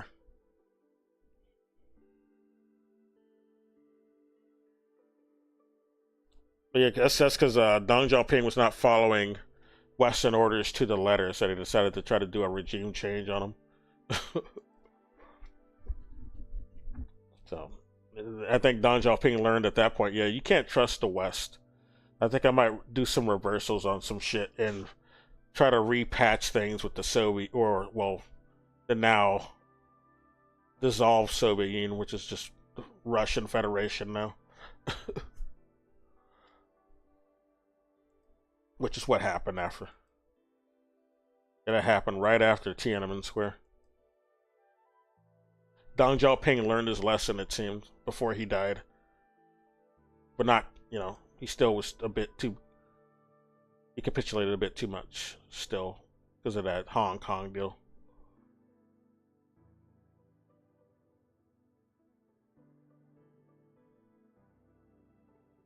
All right. I was just remembering, so I had to pause for a second. I'm trying to remember all the events in order. This and the free. That's like, honestly, just it's slop at this point. It's like just fucking slop. Okay, I don't want to swear for the algo or whatever. It's slop. Okay, it's like it's tiresome slop. The CIA has one graphic designer in their back room that creates the PR or whatever for all this, and it's just you could just smell CIA on it. You just it's such this vague liberal protest color revolution movement. Oh, my heart goes out for Hong Kong. My heart. Oh, wait. Is this at Iran this time? Oh, I thought it was Russia with Navalny this time. It's the same or is shit. it something else? What's going? Is it the Kazakhstan thing? What's going on? It's always something new. There's always some new thing that's being pushed on us that we're supposed to care about. It's also tired. That's phony. And then celebrities. It's phony shit. I care about if it was real, but it's they not. don't even try to be original with the same. It's the same MO. And Cornel West is like 95 years old, and I feel like I'm old, but apparently he's old. Oh, probably not 95, but he's an old motherfucker. He ain't learned shit, or he's learned to sell out. I guess that's what he learned. Cornel West. I'm looking up his age. How old is he? What is he? Oh, he's younger than I thought. He looked way older than that. He's 72 years old. He's only 72. He looks like he's almost in his deathbed. Whoops, this is not the video. Okay. He's not. Apparently, Cornel West. He's just kicking. He's got so much energy left in him that this is the real thing this time around. Honestly, didn't that guy support like the BS in the '89 in Europe during the? Probably did. The Democratic Socialists. They all did. Actually, they did. The Democratic Socialists. They supported that nonsense.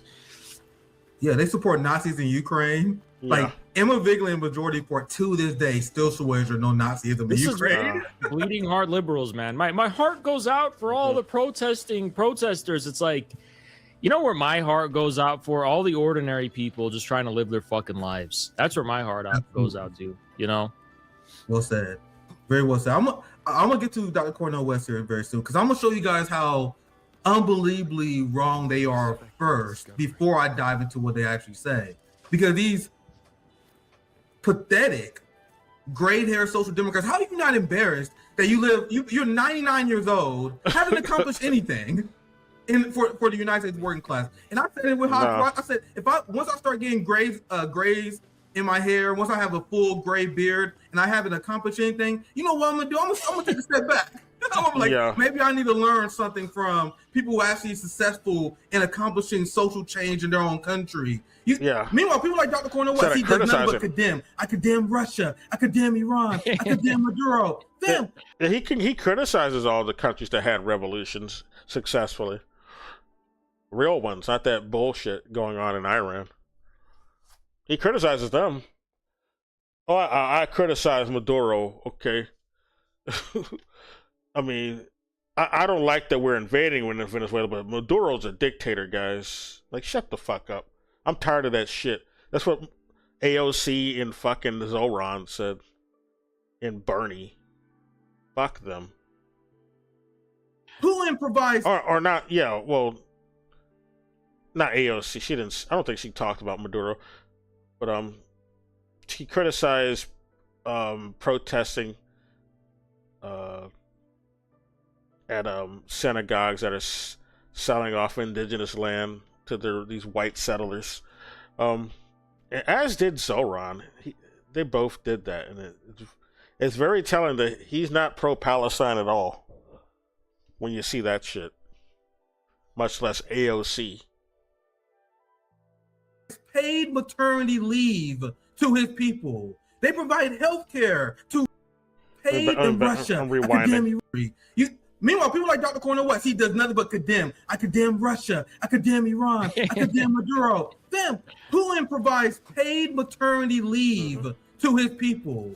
They provide health care to Russians. So Putin, just by those two things, I can go all day on this kind of stuff. But those two things, Dr. Cornel West and the old Social Democrats failed to accomplish. Yeah, if Putin's so bad, and not he's not even a communist, much less left wing. But he has socialized healthcare. Why can't you get that? Well, I mean, or at least the faction you're a part of. I know he can't. He can only do so much. They don't like listening to no black folks anyway. But his whole faction, even the white ones, can't get any of that shit over here. And yet Putin, he's such an autocrat and a tyrant and right wing. Oh, he has that in his country. They have that over there. Why can't we get it? It should be easier for us, right? We have the freedom, right? This is the land of the free. That bullshit. And you're a social democrat. You social democrat. Why can't you get that? I thought you guys knew how to do that shit. Oh, you're not really, leftist. You're not really communist. Is that? Oh, that's why. Well, now we know. You just want to criticize actual socialized countries or countries that are divested from the U.S., divested from kissing their booty, like Russia and China. Russia and China, they are not like vassal states to the U.S. They don't listen to the U.S. just because they tell them they need to do something, and that's why they criticize those countries, not because they're actually autocratic or evil or any of that shit. United States. They failed to accomplish any social change. They failed to rein in their neocon class, and because they're such pathetic losers with nothing to show and no victory to show for the next generation, you want to know what they do, Haas? They live vicariously through other social uprisings and revolutions. So since they are they live vicariously through fake ones, not real ones, like this Iran revolution. They want to get on board with that shit, or the Hong Kong protest. Or the Arab Spring bullshit, which was also funny.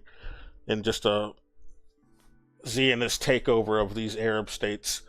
They want to support that shit. They want to support the overthrow of Libya.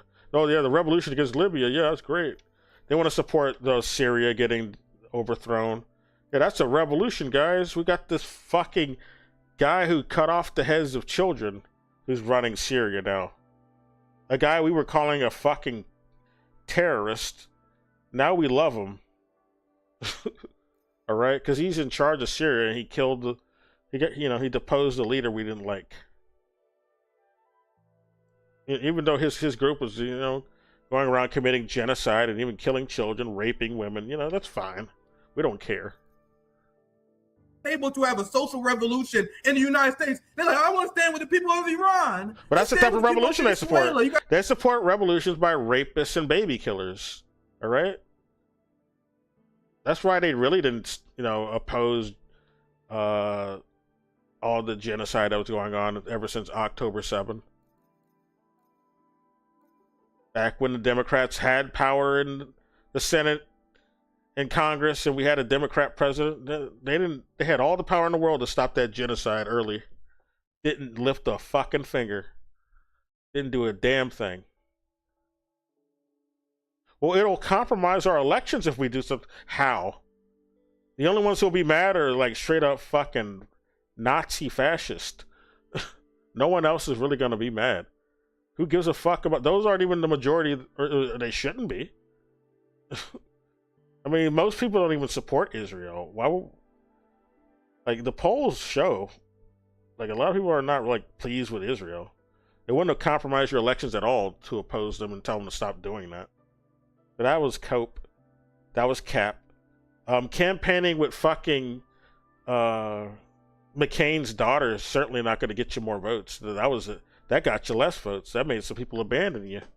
That was stupid. That's how they LARP and they live vicariously through these CIA color revolutions to make up for the fact that they failed. to create revolution in their own states. That's why I despise these people. What have you done in your country before you start condemning China? Before you start condemning Russia? You don't have a right to condemn Iran. Yeah, You China's so stop evil. Jeffrey Epstein. We can't Russia- stop these mass rape. Go ahead, Haz, but we can't stop. I was gonna say we'll play the clip, but I saw the clip and I actually have my own explanation for his passion on this. So I'm actually gonna go slightly out of order. Since we mentioned it so many times, for people who don't know what we're talking about, I think I have to show you. And I'm gonna get to some more receipts regarding why this is absurd. But Dr. Cornel West is one of many. You had AOC. We had Jeremy Corbyn. Oh my God, man. They all came out with the same damn message. I kind of regret defending Corbyn now with his stupid take. He didn't deserve to be defended at that point. He sold out too. I defended him years ago, but nah, he didn't deserve any defending at this point. Now that I reflect. Like, what? Do they have a sellout group chat? Like, how are they coordinating these talking? I'm sure they have the same handlers. Yeah. They're in the same, CIA, whatever. They gotta be. Telegram. Anyway, essentially, what you see from Dr. Cornel West in this video is essentially the same thing that AOC said. The same thing that Jeremy Corbyn said. He's gonna say it with Dr. Cornel West's mannerisms. He's gonna repeat. I think this one's different. You should play it. I think this one's different, actually. I'm gonna play it. I'm gonna play this one in full. I heard it already. I'm playing it in full. It's just and then bad. I want you to come in. It's pretty and bad. Share your thoughts, and we're gonna dismantle this nonsense. So let's play this in full, and we come. It's pretty fucking bad. It's a bad look. Have a moral Corny West to be in solidarity with dominated and oppressed people wherever they are. That means, yes, an indictment of the American empire and its vicious invasion of Venezuela, among a whole host of other things we haven't even got. Yeah, but Maduro's a dictator, guys. Yes, I don't like him. We are critical of the Israeli genocide. We don't have a language to describe the level of suffering there. Mm-hmm. But when it comes now to the struggles in the street of Iran, for many, they remain silent. Why? Because they see the Iranian regime in solidarity with Palestinians. And I affirm that solidarity. But that Iran... But, the Iran state supporting Palestinians, but they're tyrants, guys. They're oppressing their people, guys. Mm-hmm. According to Mossad, the Mossad note that I got, this script that I got, they say they're oppressing their people. Okay, they're not allowing them to make OnlyFans accounts. So they're evil, and they need to be overthrown. And and they're also protecting those damn dirty brown Palestinians. I'm part of the people of color diaspora, but only only when it's convenient. Okay. I don't care about them motherfuckers, all right? They're not paying me to defend them now, all right? Either get on board with this regime change we're trying to do in Iran. Iranian regime is repressive. That Iranian regime right now is engaging in forms of vicious attack on precious Iranians in the streets, everyday Iranians. So we have to be able to be morally consistent on the one hand with solidarity of all of those. You're not folks. being morally consistent. You're being immoral. You're supporting Mossad regime change shit and the CIA talking points. Who are struggling against forms of oppression, be it internally within a repressive Iranian regime, even as that regime supports the Palestinians. Yes, I understand that, but that is no excuse to not be in solidarity with those people. Yes, the Israeli government, yes, the American government would like to manipulate the people's struggle. Yes, and that's what they're doing. It's a phony color revolution. It's not a genuine revolution. but their suffering is independent. Their suffering There's has its Mossad own- agents literally shooting at the public over there. They're shooting at children. They're throwing Molotov cocktails at children. They're burning mosques. They're killing officials who didn't do anything. They're killing state officials. How is that justification for what? What is the discretion? They're not even naming what the discretion is that the protesters have, because they don't care. They just all they want to say is that Iran's oppressing the people over there without even the actual proof. What's the proof? Well, Mossad said so? Shut up. own logic and life, and will never be fully engulfed by the ugly aims and ends of the Israeli and American government. We have to be morally in solidarity with whoever struggles, no matter how difficult. Yes, even if they're Nazis. This is why we support the fucking Nazi troops in Ukraine. Clearly, the clear fucking right sector Svoboda Party motherfuckers who have swastikas on their fucking helmets. Unmistakable.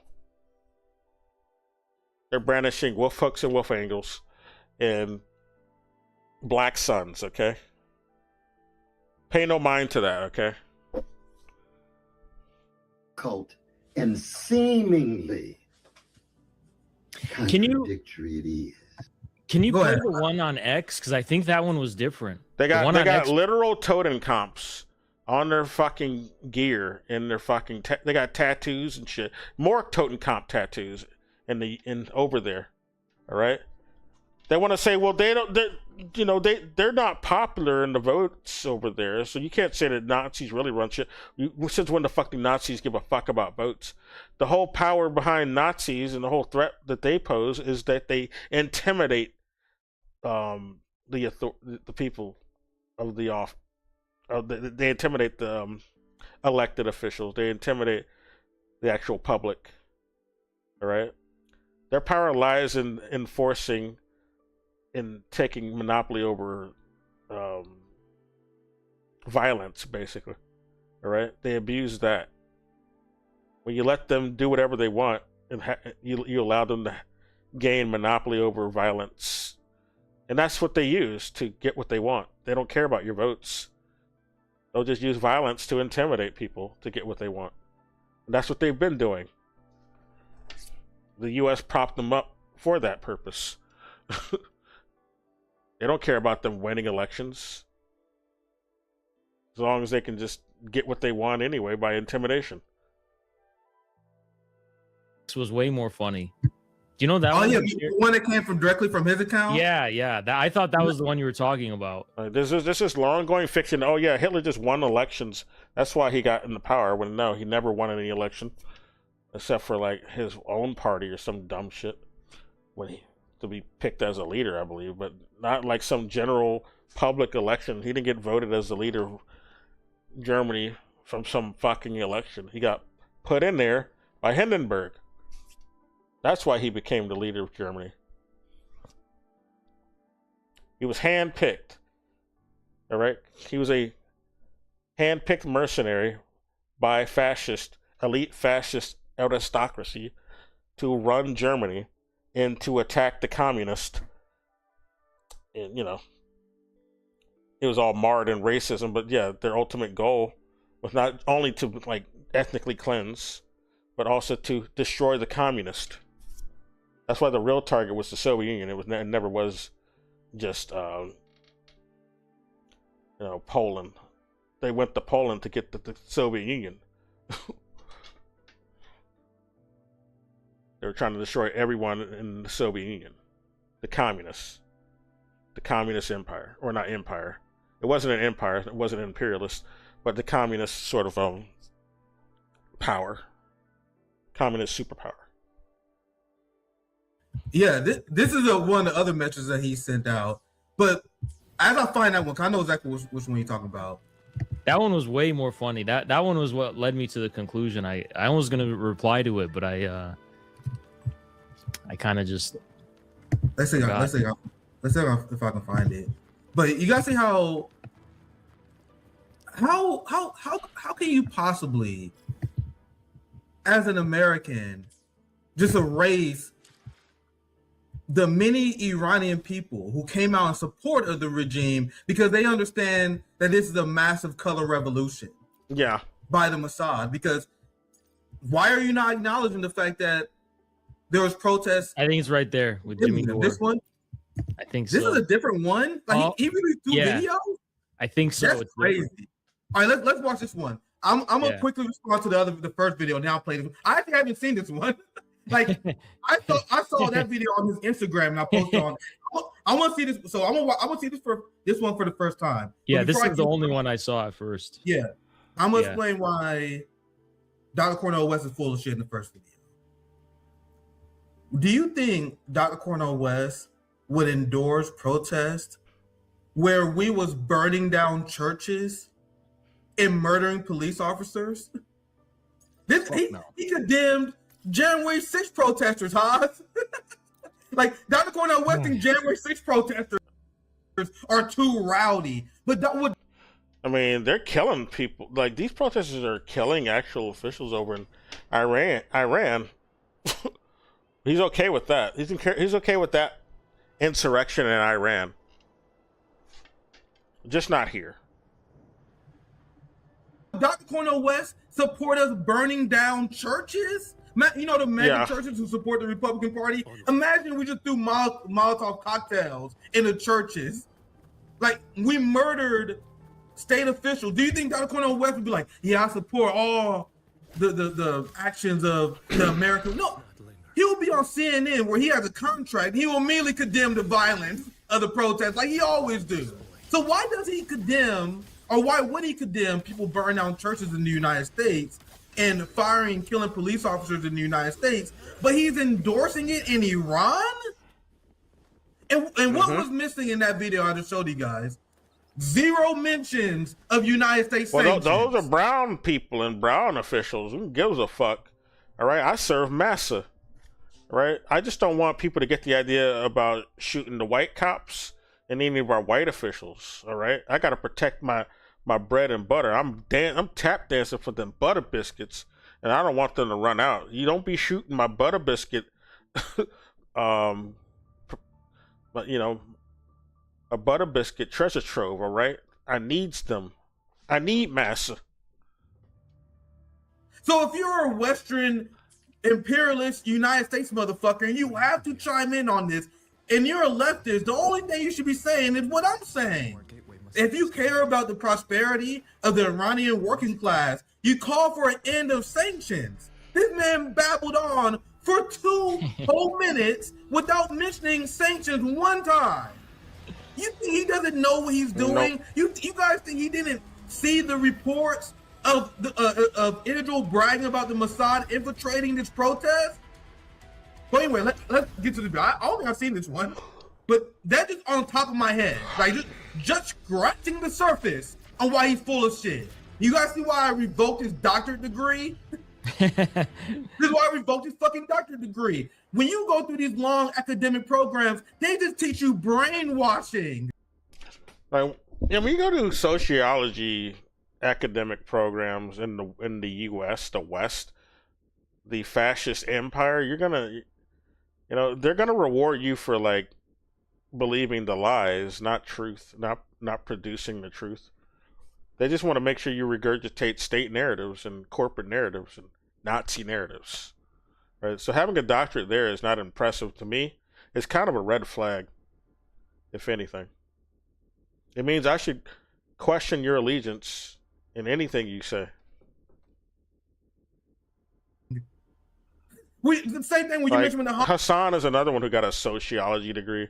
Oh yeah, that means you probably are compromised. You got taught to swallow bullshit, and which is why, you know, he says some fuck shit sometimes. You know, especially his narratives on Ukraine. When that shit popped off originally, he was telling the truth, but then he got a call from his Fed handlers to not tell the truth anymore, and to, you know, just go along with defending Nazis. Okay, deflecting from the Nazis. Okay? Because we're pro-Nazi here, okay? The ADL decided to say that these Nazis aren't Nazis anymore. I mean, they had them listed down as Nazis way before this war, by the way. You can't blame Russia for it. It's a fucking U.S. institution. And they were saying they were Nazis. But, well, now we want to say that they're not, okay? Ignore the Totenkopf. Ignore the wolf hooks and wolf angels that you're looking at with your own fucking eyes. Ignore the swastikas. Ignore the black suns. Ignore that we need to improve Europe for the white race. And we need to lead the white race in Europe. Ignore those chants, okay? Ignore them calling black volunteers nigger. This being one of the PSAs for any black person going over there to volunteer. Gonna hear a lot of people over there call you nigger. All right? They're a bunch of Nazis over there, okay? They got Nazi summer camps. All right? Vice, I think New York Times even, I think CNN and 60 Minutes did a thing on it too. Yeah. There's a big Nazi influence over there that the U.S. propped up.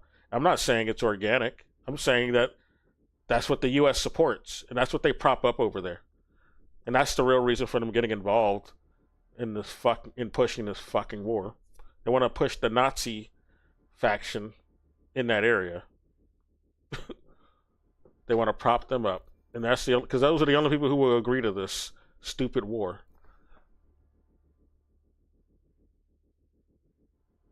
Hong Kong protests with these dipshits, these people who care about socialism. They support the Hong Kong. He's just a pussy, man. Look, if he took a principled line, he would lose all his contracts. Yeah. He'd be kicked out of his university. He'd be canceled. That's I what thought he got kicked. Yeah, I thought he got like revoked from a university already. Yeah, but he'll lose all his his business deals and shit. He'll definitely lose those. I think he already lost his tenure though at his original university. it's go with the flow. All right, so I'm gonna play this video. Yeah. And you can respond first to this one. I don't think I've seen this one. I just assumed it was the same thing, but I guess not. Interesting. No, So let's see what he said here. See, I was going after him, like I was laughing. I didn't even know this was a different video. Anyway, let's watch this one. Long live the Iranian Revolution. Oh, come on, man. Heroic. He's just totally putting on a performance, man. Nothing he's saying is genuine or organic here. He's tap dancing for the white people who told him to say this shit. What a sellout. Courageous struggle of precious Iranians in the face of overwhelming brutality and cruelty for 46 years. Bruh, Shame on those who would view those precious human beings willing to pay the ultimate cost as if they're just pawns playing some ideological game. Right-wingers who claim that somehow American imperialism is all right abroad and fascism at home being justified, and then claiming to be in solidarity with the heroic struggle against oppression. Shame on those on the left who view precious Iranians solely as pawns and not understanding, in fact, that you can never justify massive. No, the handlers who wrote this script for you, they see them as pawns. You're projecting. Oppression in the name of some anti-imperialist project. We've got to be anti-imperialist, morally consistent against any form of oppression. And on this Martin Luther King Jr. Day tomorrow. No, don't invoke Martin Luther King Jr. for this fucking color revolution. Shut the fuck up, dude. Don't invoke Martin Luther King for this fucking Mossad operation. You a sellout for real, dude. You really tap dancing for them butter biscuits. This is some sold out shit he's saying. God damn. Let us say quite boldly. So we don't have to watch the whole thing, but I thought you want to chime in, Haas? Man, this is crazy. I think all this has a rational explanation.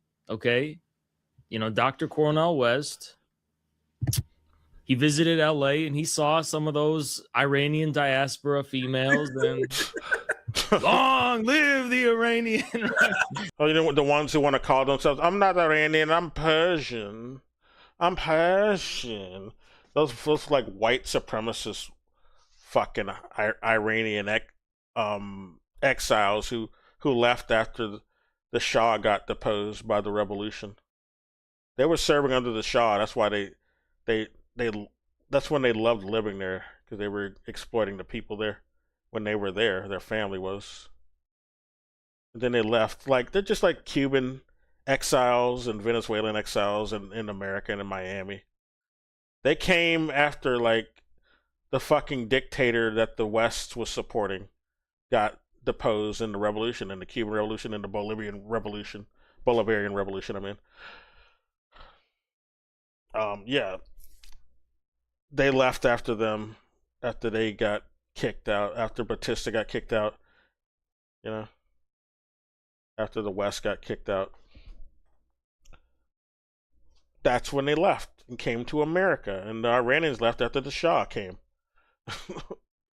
Those fucking expats in California. And they just like, they want to be accepted by white people so hard. That's why they don't want to call themselves Iranian. They said they're Persian. You would expect the Persians, right? They're more, you know, they're more revered and special, and, you know, they have more prestige. We're not a dirty Arab or Arab adjacent. Like, they have more whiteness to them. You know, the sound of just saying Persian, that sounds more white in their head. So yeah. Even though like movies like 300 didn't portray Persians as white, they didn't see that movie. They just think that when they hear Persian, they mean, oh yeah, we're white adjacent. That's why they prefer to be called Persian, those expats in California. Anyway. I honestly, the tone of his voice is like he's been hypnotized. Or he's gotten hypnotized by something, because or just play that back on how he's doing that. Yeah, let's play the beginning again. What like is he's this? trying to impress something. Long live the Iranian Revolution. This is like right after he just got back from LA. He's been walking around and shit or whatever. He's trying to impress some. Like, oh shit! Whoever he's trying to impress some white people for sure. That's for sure. He's trying to impress somebody. He's seeing some of them diaspora Iranians protest. No, I mean, okay, look, in all seriousness, He joking. I don't think I've ever taken Cornel West very seriously. He's a democratic socialist. He's like Angela Davis, you know, this generation of people who are basically coping with the color revolutions. Again, it all goes back to that late 80s, the democratic socialists who all supported Gorbachev in the Soviet Union. Yeah, you know, their way of coping about it was basically this was another thing to point out about these democratic socialists, fake ass socialists. Yeah, they supported the post-socialist countries. Yeah, the Soviet Union's better off now that it's gone. And what the fuck? No, you were like an obvious CIA industry plant when you say shit like that. You're not a genuine socialist. Totally isn't a victory for U.S. imperialism. This is, again, it all goes back to that late 80s, the democratic socialists who all supported Gorbachev in the Soviet Union. You know, their way of coping about it was basically, no, this totally isn't a victory for U.S. imperialism. This is a moral victory. You know what, Noam Chomsky, that bastard, you know what he said? He said, fucking that Epstein motherfucker. I consider the dissolution of the Soviet Union to be a great victory for socialism. You already know that motherfucker. That guy's not even a democratic socialist. He's a fucking anarchist. Calling himself like a... They refer to themselves with some churched up name today.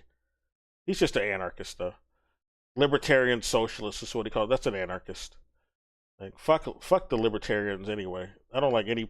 That should have no attachment to anything socialist. Like no socialist title, because it's not going to be socialist. It's individualist. It's anarchist shit, which Lenin criticized, and he gave a good summary for why it's bullshit. That's all that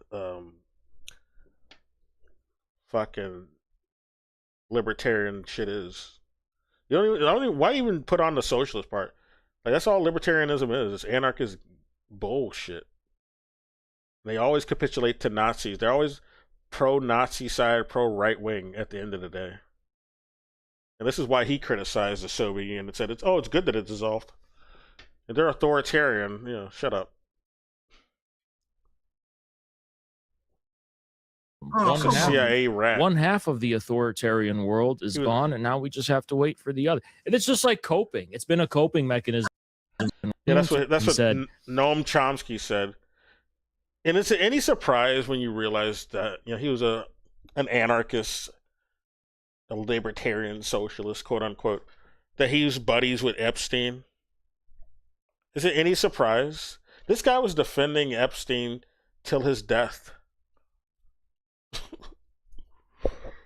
Like, fuck Noam Chomsky. I consider the Noam Chomsky, that bastard. You know what he said? He said, I consider the dissolution of the Soviet Union to be a great victory for socialism. Oh, One half of the authoritarian world is gone, and now we just have to wait for the other. Yeah, he It's said just like coping. authoritarian. It's been a coping mechanism. for these Shut people. up. That's the Epstein left for you. No, really. I mean, Yeah, like, he and is Cornel Epstein West, left. he says, there's no justification for a regime repressing. Absolutely, there fucking is. Yeah. Are you kidding? Repression saves. Yeah, because what if you're dealing with a bunch of revolting Nazis, like the Jan Sixer, or those Nazis I was pointing out in Ukraine, who were part of the Svoboda Party and Right Sector and C-14. All Nazi groups. No, we can't oppress them, guys. We got to be nice to them. All right? You got to let them snipe at the nonviolent protesters who aren't Nazis. All right? Let them do it so we can have this regime change. Lives. Okay, if you have terrorists in your nation who are working for Mossad and working for the USA to bring harm to your nation, to turn it into Libya, to turn it into fucking Syria, are you kidding? You're saying there's no justification for repression to prevent Syria that shit was some outcome? bullshit. Hey, you know, I get it. It looks ugly when a regime is clamping down on these whatever protesters. You know what looks uglier? Quote unquote humanitarian tragedy, where your nation is destroyed, your people are starving, they have no access to medical care, children are being trafficked, women are being trafficked. Yeah. It's absolutely Warsaw anarchy and Pact shit. chaos. There's slavery, like what's going on in Libya. Okay, that's 1,000 million times worse than the repression of one of these, you know, regimes resisting U.S. imperialism. Yeah. Because guess what? You can't take for granted, you know, maintaining your nation's sovereignty amidst U.S. imperialism, which is, the U.S. is the most powerful empire in the world. All right. And it's like, it's, you know what, I don't want to say that Iran is I like, wouldn't say it's the most powerful right now. I would say, you know, it still has some ability to influence things, but I wouldn't say it's the most powerful at this point. I would say with the combined forces of Russia and China, it's kind of like the America can't even like win a war against like smaller countries. Like, it always has to retreat. It's not that powerful. Its power lies in like finance capital of developing nations, which are like retreating. They're having like a divestment from the West in the first place. Like, more people are abandoning Western sort of finance capital schemes and going to BRICS. Like, BRICS is becoming bigger than the G7. Right? It's already rivaling the G7, and it's soon going to be overlapping, you know, not overlapping, overcoming the G7. So, like, the U.S. already lost a big part of its power. And, oh, yeah, Saudi Arabia, they're not selling their oil in petrodollars anymore. That was another big chunk of influence U.S. had. That's why they're scrambling for these other countries that do have oil, you know, influence. You know, Venezuela was doing a lot of trade with Cuba's in their oil. So they decided to like really hurt Cuba in that. That's part of also why they're invading Venezuela for that oil, to also hurt Cuba.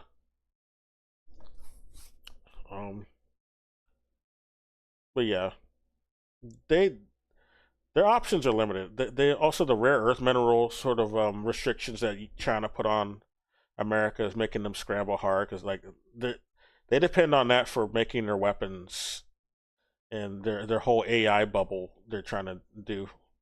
They're trying to like beat China with their AI, because it's not for like generative AI like art and shit. They're using that shit for surveillance. Okay, that's why the AI race for them is as important as it is. They want to survey people, and also decide how resources are divvied out with AI and all this type of shit. They want to track people for like deportation. Oh, well, this guy said this about us. Well, we use this AI to, single him out, and now we're gonna kick him out or put him on a plantation or something. Like a child in this analogy, but like imagine there's a pedophile running around who just wants to molest children. Yeah. And then there's literal children defending themselves, okay, like the best that they can. Mm-hmm. And this is the pressure that we're dealing with, because what the U.S. wants for Iran, they want to rape Iran. All right? Yeah, they did it before. This is not fucking rocket science. They did it before. I mean, get out of your liberal delusion and your bubble, okay? There's no Les Mis, whatever. Can you hear that's not how the fucking world works. America wants to go in Iran, destroy its state infrastructure and centralized apparatus, to plunder its resources, to securitize all of its assets, to dismantle the regime, and to turn the Iranian people into prey. Literal prey for pedophiles to traffic Iranian children. Like the whole danger that the U.S. poses, like I didn't even finish my point. Yeah, they're not the most powerful. The whole danger that the U.S. poses is that they do still have weapons of mass destruction, and they can cause trouble with some of their military occupations that they still maintain in spite of losing a lot of their power, economically, resource-wise. So that's why they're it's better to try to at least do the least violent sort of. I mean, a lot of countries are trying to be careful with the U.S. because they can retaliate violently, but it's no question that they can overtake the U.S. Like Russia and China, especially combining together. I don't even think China needs the help. They got some fast ass apparatuses and high tech fucking craft. Aircraft, power sources, the drones are superior. But yeah, in collaboration with Russia, they would wreck the U.S. So there wouldn't be no question if they could take the U.S. It's just that, there's just still some problems that the U.S. can cause for other people that they're trying to have. They're trying to be very careful with the U.S. so they hurt the least amount of people. I mean, I think the U.S. is probably going to have to be dealt with sooner rather than later, to be honest. It's causing too many problems in its decline. It's not going away. It's not going down peacefully. So, yeah. It does not want to give up its power peacefully. Just like they did after the Warsaw Pact fell and after the USSR dissolved, to prey on the people there. And you know what the liberals will say after they fucking do that? They're going to call it a tragedy. Just like when they show starving kids in Africa and say, it's a tragedy. Well, we're not going to do anything about it. We're going to allow the Nazis. Suddenly there's not going to be. We're going to allow the Nazis to rape them and their resources and starve them to death, steal their land and privatize their fucking crops so they can't even eat them. All right, it's a tragedy. We're not gonna stop any of that shit that's causing it, though. Because we're really white supremacists. We don't care. We want to allow them to do that. We want to allow the white supremacists to do that shit in Africa. Okay? We love them. We love Bill Gates. I have these fucking fake ass leftist people I used to like try to talk to who actually loved Bill Gates and thought, and they said, "Oh, he's doing great things in Africa." They didn't even pay attention to Africa. They don't give a fuck about black people. They just want to feel good and act like, "Oh yeah, this white philanthropist billionaire he's really doing good stuff for Africans," but they don't check up on how the people they're actually doing and the results from the shit he's engaging in over there. Like they pay no mind to the eugenics talking points. Like you got his fucking wife walking through India and Africa. He's talking to this fucking white news broadcaster talking about they're having too many babies. We need to put a cap on it. And they're like talking about these brown people while they're in the background as if they're like fucking cattle or props. And say, "Oh yeah, we need to put a cap on it. We don't want this world to be too black and brown. We want to whiten it up." That's basically what they're saying. Who are they to say that there's too many of them? Oh, there's too many of these people. Based on what? What are you using to decide too much? And how can we even believe the numbers you're saying? You're just saying that to make it look like there's too much. We can't believe anything you're saying. You're like eugenicist. No, there's plenty to go around. You guys want to privatize their crops and you're causing artificial famines. That's what's going on. You're stealing their resources. Like, motherfucker, chocolate don't grow in your land. That grows in their fucking land. You're stealing their shit. You're stealing their water for your fucking Coke products. You're stealing the gold, stealing the diamonds, stealing the cobalt, stealing the coltan, stealing the fucking gold. Gold ain't in the UAE. It ain't in your fucking country. It ain't in jolly old London. You guys go to our countries to steal that shit. All that shit came from our countries. It wasn't originally in your fucking countries. Then you want to come in with fake philanthropy to justify killing the people so you can steal that shit. And use the leftover people for slave labor to mine the shit.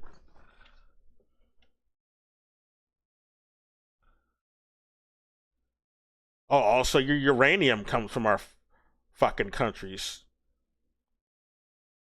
Any political content. The liberals will say it's a humanitarian tragedy, and the right-wingers will beat their chest and say might is right has prevailed. This is the way of the world. The strong prevail over the weak. So that's the reality. So the Iranian regime should be 1,000,000 times more repressive, in my opinion. I wish they were. Because if you want any semblance of justice on this earth, they should be lighting up Israel right now. You have to fucking... Like, when they were firing those missiles at them, like, last year, like, they were doing good. I don't know why the fuck they agreed to stop. They should have kept it up. They were doing good. Israel was a sitting duck, and they deserved it. They deserved that retaliation. They can't do shit without, like, U.S. giving them weapons. All right? Just finish them. Finish the job. Why don't do no ceasefire with Israel? They're evil as fuck. They're just gonna start fucking with everyone again. Finish them off. They don't deserve like any fucking negotiation at this point. They clearly don't want to do diplomacy. Don't negotiate another ceasefire. They're attacking you. They're already invading your country with this fake color revolution, like bombing children and blowing them away with shotgun shells. But they really care about the women. That's why they shoot them. They're shooting women over there. They don't give a fuck about the women. They don't care about feminism. Fucking fake ass protesters.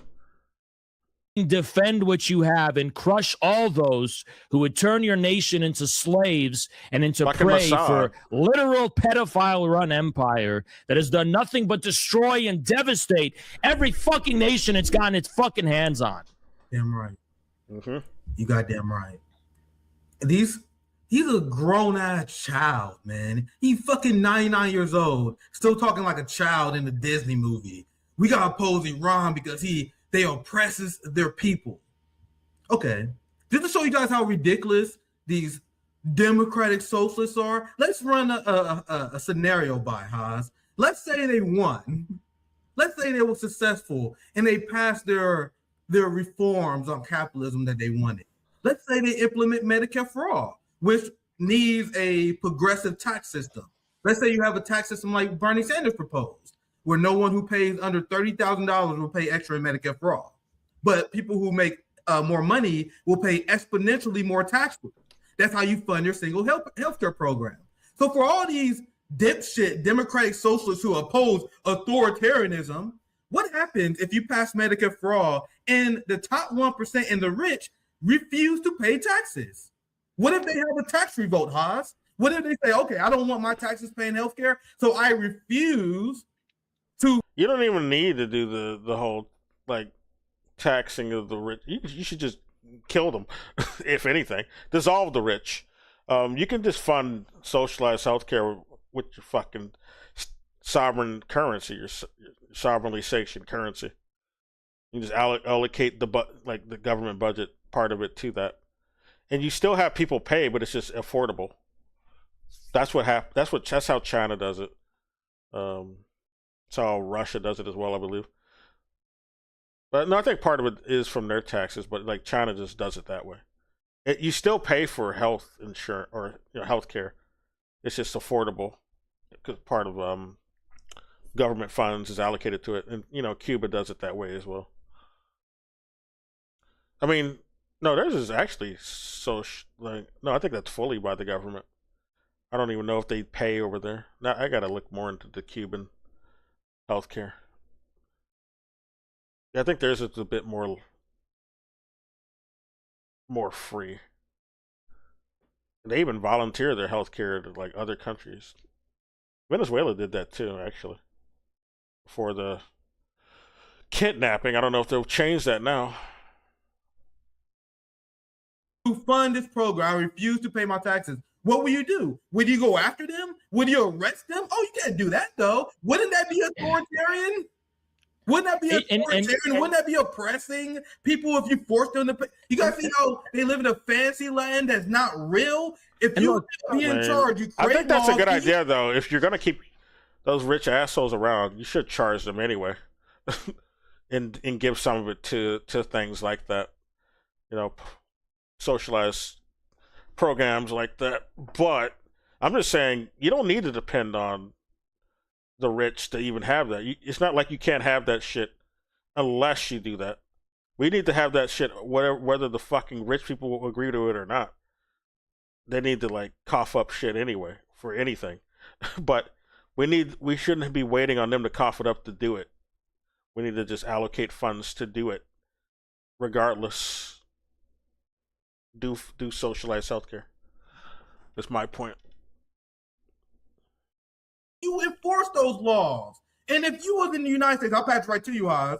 Imagine if we was funded openly, unapologetically. I mean, we had Starlink like service a lot of system. our costs are not because we don't have enough money.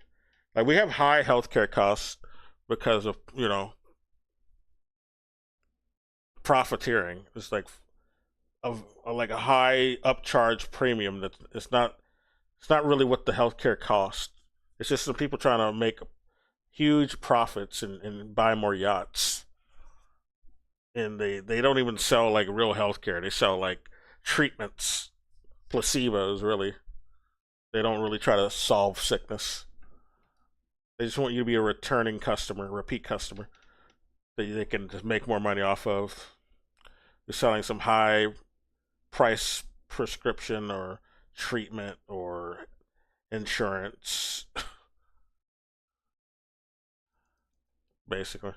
They want to overprescribe you a bunch of fent shit. Okay? That's why we have a fentanyl addiction. It's not like the US is the only country that even has fentanyl. But it's the only country that has this big addiction to it. This big fat sort of like what do they call it? Fent tweaking, basically. The U.S. has that problem because of overprescribing, and that's due to profiteering by the likes of people like the Sacklers, who really push the overprescription of things like fentanyl and other opioids. That's the problem. It's a profit motivated agenda. Like China regulates shit like that. Okay, you can't just prescribe shit for profits. All right, that's regulated. And that's why they don't have the fent problem we have. They have fentanyl. They don't have the problem that the U.S. has, though. It's a policy issue. It's a, regulation issue. Also, the U.S. also pushes like abusive substances into impoverished communities, working class communities, communities they want to destabilize, more marginalized communities. They try to push addictive substances or toxic substances so as to destabilize those communities. Just like when they've done this before with crack cocaine, and they did it in China actually, back during the Century of Humiliation with both of the Opium Wars. The U.S. pushed a bunch of opioids into the Chinese community to destabilize the country,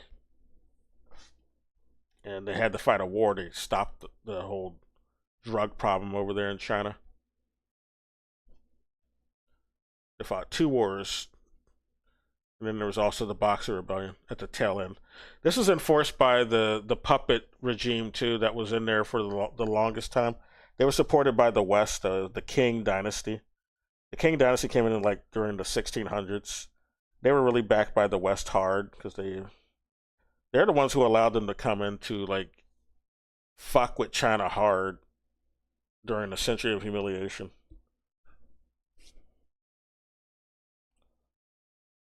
With the Russians, with the Chinese, and we was advocating for the violent overthrow of the United States government, which included murdering police officers. Do you think for 1 second that anyone would call the United States an oppressive state for locking our ass up in Guantanamo Bay? So they get mad at other countries for enforcing their own laws and protecting their sovereignty. But so go ahead, Haas, if you want. Look, every country's got internal contradictions. I'm not here to sell Iran as a paradise. Well, but here's the thing. Yeah. Every country that's resisting imperialism has a way of dealing with those contradictions. I'll name 2 examples, okay?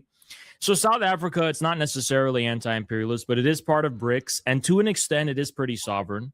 The South African government has special relationships with Russia, with China. The ANC is a moderately maybe it's like Lula. They're part of BRICS. Russia does some military exercises with them sometimes. Speaking of oppression, you had things like the Marikana massacre in 2013, 2014, where the South African government, massacred striking mining workers. That was a horrible injustice. So that's how the EFF, the Economic Freedom Fighters, were born. Yeah. And also being a part of BRICS has fixed a bit of those problems, although I think South Africa's a bit too cucked still. But they're doing better than that thing he mentioned now. Less of that going on in South Africa. They were also one of the people who were like on board with spearheading that Israel is causing a genocide against the Palestinians. They really pushed that issue in the UN. But of course, the UN serves the US, so they didn't listen. Sadly. And yet the EFF doesn't call for the destruction of the entire regime. They defend the military under the ANC. They defend the sovereignty. They defend their own infrastructure. They constantly advocate for the continued independence of South Africa. And they act as a pressure group to see changes that they want to see in the right direction. Okay, Russia. Yeah. Is Russia under Putin perfect? Is there no repression that has ever happened? Yeah, I like the ECC actually. I follow them on some sites or wherever they post. So they're pretty good. I like that they came around. They're having a good effect, I think. The West is really misrepresenting them. In Russia that people might not consider necessarily just. It happens all the time.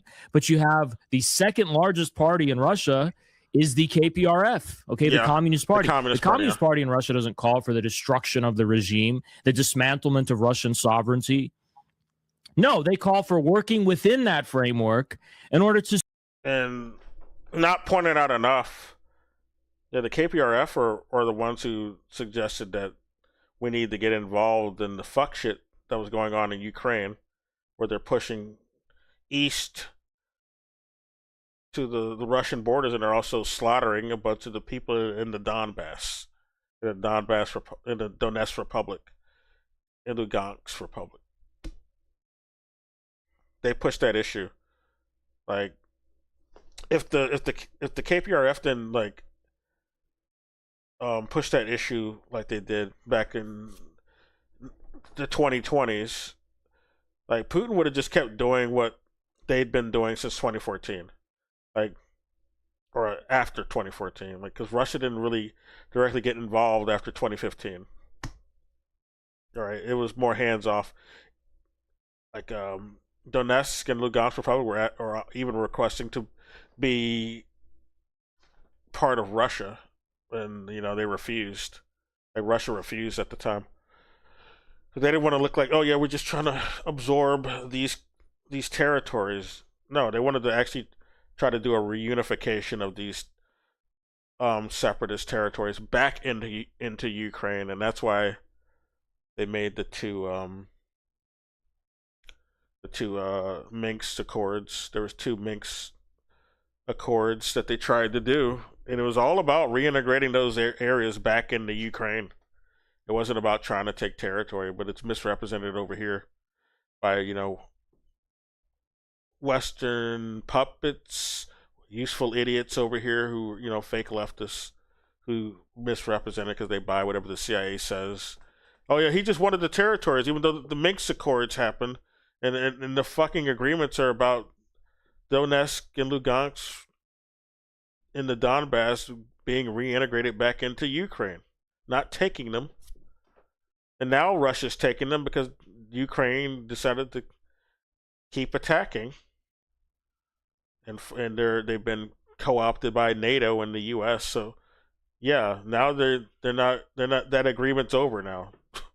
They're just straight up taking those territories after the referendum happened. There was another referendum. So now they join Russia. They're Russian territories now. Russia would have been happy letting those go back into Ukraine territory if not for the KPRF in Russia, the Communist Party in Russia. All right? That's the Communist Party. They were around when the Soviet Union was actually still a thing. But they pushed the issue. Not Putin. Putin decided to listen to them because he found out they were right what they were saying. They're like, because they're being used as a proxy by the U.S. NATO forces to attack Russia, and we need to save the people in the separatist regions from a genocide that these fucking Nazis are doing. Nazis that were propped up by the U.S. and NATO. There are people in the Donbass who were being genocided. They literally shot up kindergartens. They were killing children. All right, they were slaughtering children. And like the KPRF couldn't stand seeing that, so they really wanted Putin to stop that shit. On top of the other issue, like a security issue with the border.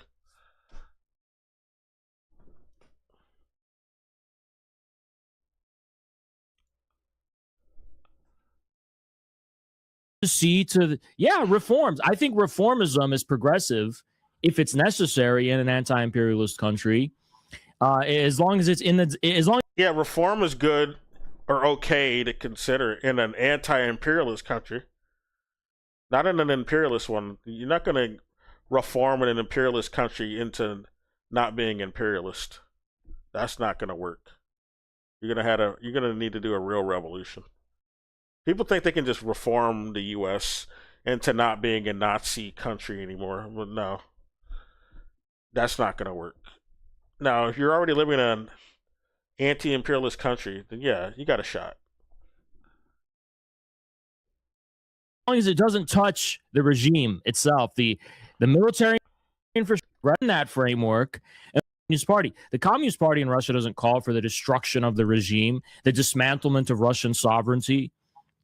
No, they call for working within that framework in order to see to, reforms. I think reformism is progressive if it's necessary in an anti-imperialist country, as long as it doesn't touch the regime itself, the military infrastructure, the state infrastructure, sovereign control over land, over resources, over mines, over minerals. So when we talk about the Iranian regime, let's say there's policies that Iranians genuinely don't. And the imperialist country is the U.S. No other country has like a bunch of military bases in other parts of the world. Russia has like what, two other bases that are not in Russia directly, and that's about it. And China doesn't have any, if I recall. Well, no, they have one. I think they have one in Africa, and that's about it. They don't have any more. They're not real imperialist countries, even though there's a false equivalency that a bunch of fake leftists like to do. But especially the content creators, they call these countries. Yeah, China and Russia are definitely imperialists, you know. They don't invade a lot of countries and don't have a lot of military bases all over the place like the U.S. does, but they're totally the same, guys. Like Russia, at best, they deal with their border. All right. They don't really they're not really in the habit of fucking around in other continents so much, unless they request them to. You know, they'll take requests from some anti-imperialist governments to if they ask them for help. You know, they'll arm them. They'll even help them do some fighting. You know, but they're not like invading countries so much. They'll get involved in Ukraine, and that's fucking the border of Russia. They'll get involved in Georgia, because that's also bordered practically. And then Belarus, Chechnya, yeah, they're all bordered. Syria, that's another one. They're like in the proximity of Russia.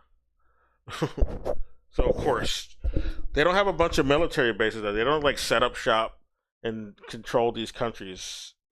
That's what the US does.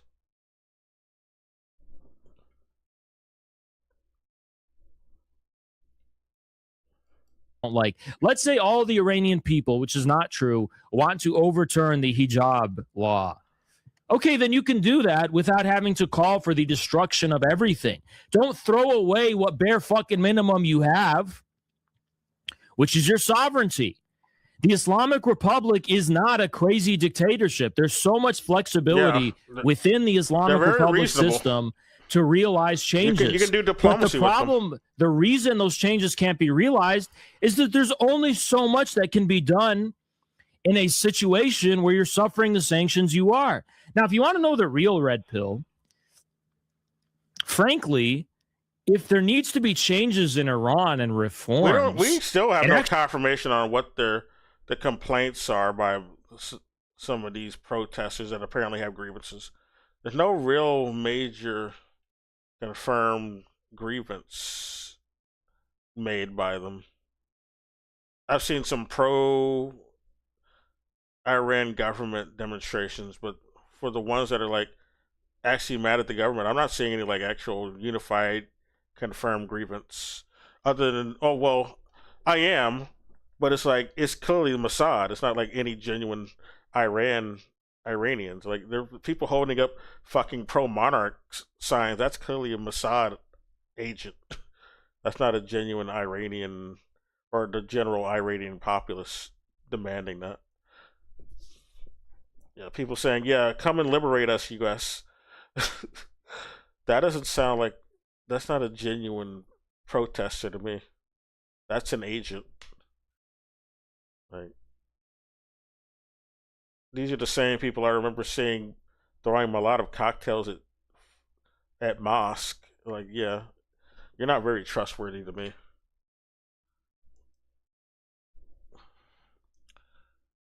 Actually needs to be more anti-Western than it is. You know who else wants to throw? You know who else wants to burn down the mosque? A bunch of Klansmen over here. That doesn't make me think you're like a revolutionary worth supporting. Like, I might as well support the fucking KKK member over here because they want to do the same thing. I'm in Texas. A lot of Klansmen around here who want to do that shit. That don't mean they're a rebel or Opinion. Or they're like anti-imperialist. Frankly, if there needs to be changes in Iran and reforms, it actually needs to be more anti-Western than it is. Yeah, I agree. In my opinion, a lot of the problems you're seeing in Iran could be solved if the government stopped trying to focus solely on negotiations and rapprochement with the West so they could do trade with the EU and go more toward the direction of China and more in the direction toward Russia. And that's actually a huge debate within Iran. Yes, divest from the West and just do BRICS. They would be better off. I mean, for anyone in Iran who genuinely wants to like have deals with the U.S. and the EU again, I think they'd be better off because those are like declining those are declining states. All right, they're in decline. All right, G7 is falling because of this stupid Western foreign policy. The dumb tariffs were a big fuck up. Then you got the U.S. making the West support a bunch of dumbass wars and interventions, also costing people a lot economically. Japan, even in the East, like Japan and South Korea, the big Western white vassal states over there, they're suffering economically because of the shitty ass U.S. policies. So yeah, they'd be better off just divesting from the U.S. Because they're just going to saddle them with IMF packages, which is just going to be about raping their resources and privatizing their infrastructure.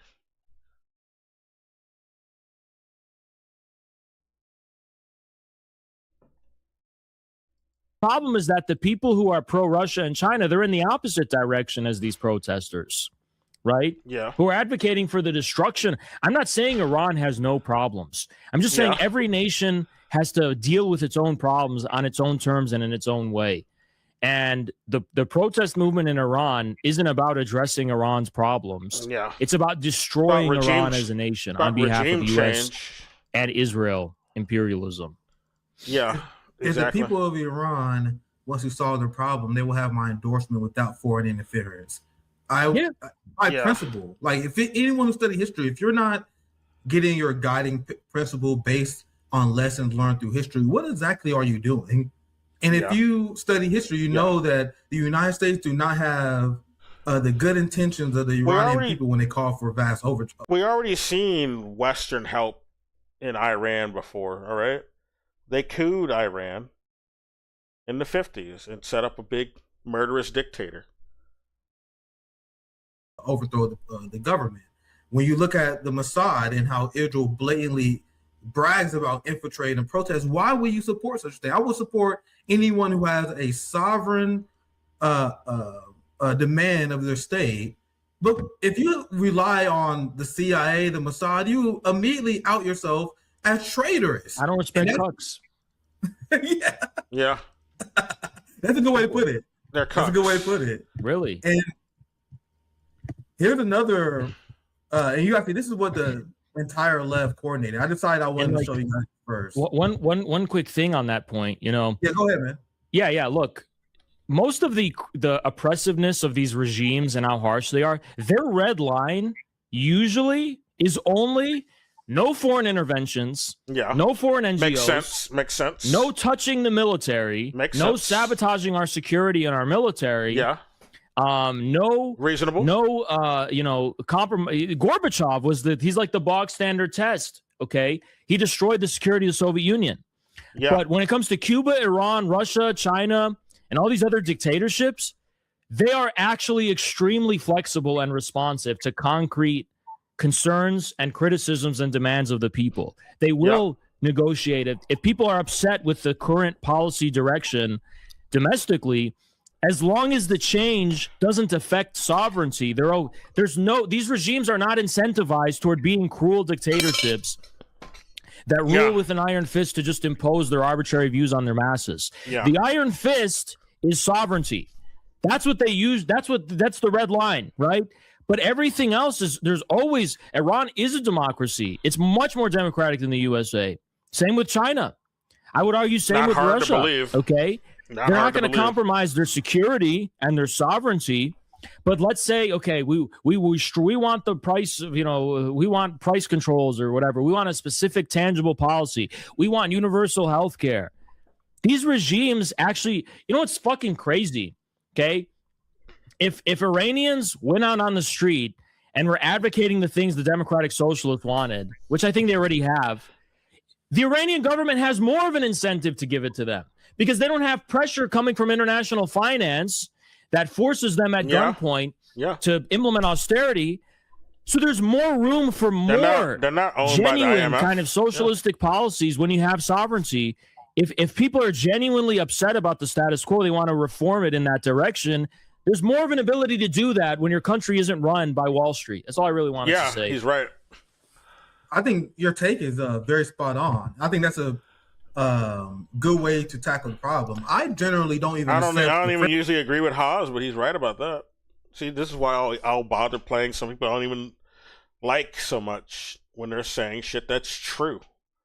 All right, I don't just play anybody because I believe them 100% of the time. Only if they say something that's true. Premise, especially as a Black American, the idea that we as Americans gonna be like, oh my God, Iranian is oppressive. Like, you guys realize that we have a police state that arrests. Yeah, I say our fucking country's very oppressive. I mean, as Black folks, it's so easy for us to even recognize. It's obvious to us. It's like, it's a surprise. So, like, I see too many white people being surprised. I can't believe it, how bad things are now. Like, where have you fucking been? All right? Well, you saw one white person get harmed. Now you finally recognize it, which is not good, That Renee Good woman, they shouldn't have shot her. But I'm surprised they didn't recognize that it was bad before that. Like, this one woman said, this is the first murder by ICE. I'm like, what the fuck? There's some white woman saying, oh, yeah, I can't believe it. ICE has made their first murder, and it's this woman, Renee. I'm like, nah, they've been unaliving people for a while. They just weren't white. They've been disappearing a bunch of people. They disappeared even children. They heard shit from them since they did that, because nobody gave a fuck, because they're not white. All right? They don't pay attention to them. They just pathologize that into like, oh, that's just what happens to them marginalized brown folks. I mean, who cares? They're not really human. We just desensitized to that. We're not supposed to think about that. Oh, but this white woman in the suburb, oh my God, this is the first time ICE ever did anything this bad. Like, where have you been? No, ICE has always been terrible. The cops have always been terrible. Our military is terrible. They've been unaliving a bunch of people overseas for years. Raping them too. It's pretty fucking... I mean, they're raping people over here too. Like, we've seen, ample evidence to suggest, ample evidence of ICE molesting people. That's the shit they're doing. You need to have been outraged. I've been saying for the longest time. none of the fake leftists like AOC or Bernie or even trying to oppose them. Apparently, I saw something about Ilhan Omar supposedly trying to do something, but it looks like it might be performative and it won't, get through any sort of actual. It's not going to become like an actual like legal realization or anything. It's just going to be performative to make people think, yeah, these guys are doing something to stop them, or they're trying to help you. They're on your side. They're not going to actually stop ICE. They've only just been, this whole party has steadily funded ICE, even when they had no Republican opposition. But we want to make you think that at least somebody in there is trying to stop ICE. But it's not going to go anywhere. Because 100% of the Democrats in the Senate and Congress are in support of ICE, funded them, and even congratulated them this year or last year. Like Bernie congratulated ICE. He said Trump's doing a good job with his border policy and his deportations. And he's doing a good job. He's deporting more.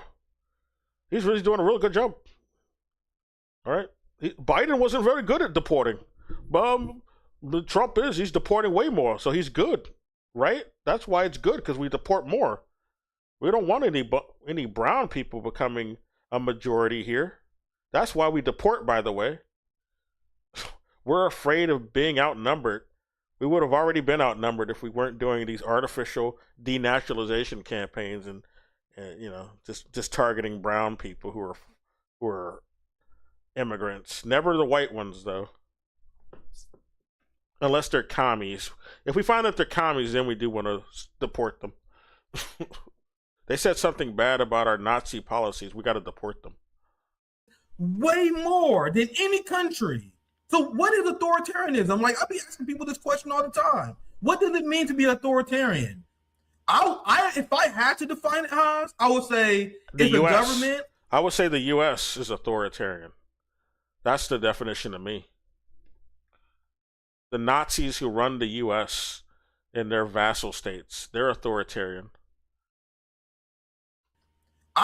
If I had to define it, Hans, I would say it's a government or a ruling class who implements laws that the people reject, that the people are not in support of, right? That's the United States in a nutshell. There have been studies that show that the laws that are passed in the United States have no bearing based on public support.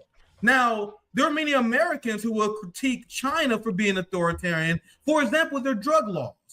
But China, despite their tight, strict drug laws. It makes sense that China would have strict drug laws given the century of humiliation, where they had the whole thing was caused by a big drug problem. So it makes sense that they have those. I would say Russia also has some pretty strict drug, well, compared to the U.S. anyway. Maybe not as much. I don't know if it's as much as China, but yeah, more than the U.S. for sure. They imprison less people than the United States, despite having in spite of their so-called authoritarian laws, they do have less people in their prisons. And especially if you want, like, you got a bunch of these Nazis who always want to bring up per capita. Like, even per capita, they're exponentially lower prison incarceration in China compared to the U.S. The U.S. is the capital of prison incarceration because the U.S. uses their prison inmates as slave labor. This is how they maintain slavery in the modern day. They just make all the people they call criminals they make them do slave work, right? They never really got rid of slavery. They just codified it more and just called them all criminals. So yeah, we still have slavery here. And that's why there's so many prisoners. That's the real reason. Not because these people are just genuinely bad people. These poor people, a lot of them are mysteriously black and brown too. Don't think about it though. Times more population, maybe 5 times more people than the United States. So what? How is that possible? How is China authoritarian? How do they have the authoritarian laws, but they're locking up less people? You want to know what that is? Because China, as a culture, is inherently anti-drug because they survived the opium wars. They understand that the West used. That's part of it, and also they don't have this incentive of profit incentivized prisons, right? We have private prisons over here, which incentivizes over arresting for profit reasons. They have bonuses for quotas, meeting quotas. If you don't arrest enough, then like they'll sue a government. They'll sue like a local state or province for like people not arresting enough. The people who own these private prisons. Drugs as a way to destroy and harm the society. That's why, as a populace, they are generally very negative when it comes to marijuana and other drugs and substances. So that may be something that you disagree with as an American, but you guys. I would say, marijuana is not as bad as fucking opium. That'll kill you. You can overdose on opium, but I can understand it. They don't want anybody getting addicted to anything, even though marijuana is not really addictive, in my opinion. But, I'm not going to tell another country how to do their drug laws. It's none of my business. If the public wants to change that, they can change that. To bringing up some suggestions, like, how does it benefit the country in the long run? Though, like, it's not really like a necessity to have marijuana. You don't really need it. But you can bring up maybe you want to bring up medicinal purposes, I guess. Then I guess that'd be a reason they might consider it. But who knows? If you wanted to do that. But it doesn't seem like the people in China are that concerned about it. So who cares? The populace support the government crack down on drugs. Meanwhile, compare that to the United States, where Americans love fucking drugs. Like, no one loves drugs more than Americans, but they love drugs because they gotta medicate themselves out of the fucking hell they live in, and they also just suggest that that's how they should solve their problems. Like, they never want people to like consider or to promote systemic changes. Demand systemic changes, tangible material results and changes in their society, which is what will really make them happier. They just want them to medicate in the OD eventually. They prefer that they medicate, sedate themselves. Don't think about like.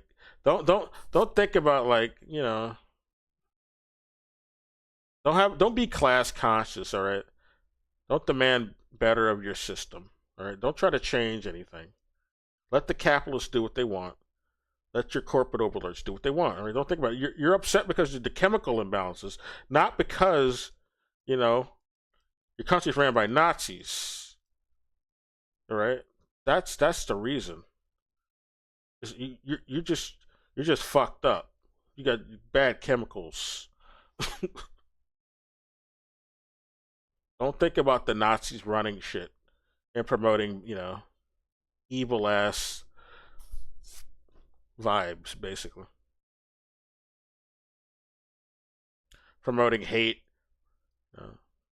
justifying discrimination, inequality, and nothing but, money's all that matters. That shit's good for your soul. You just have bad chemical imbalances. That's why you're sad.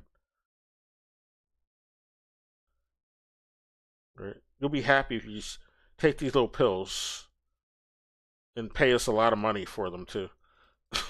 Or, we're just gonna, shove them into your community anyway, and to stabilize you, and to make you not be very revolutionary. We don't want you to be very competent revolutionaries, so we got to sedate you before you even get that idea into your head and destabilize your community. All right, we don't need any more you guys coming back. We took care of you guys in the 70s. We don't want you coming back.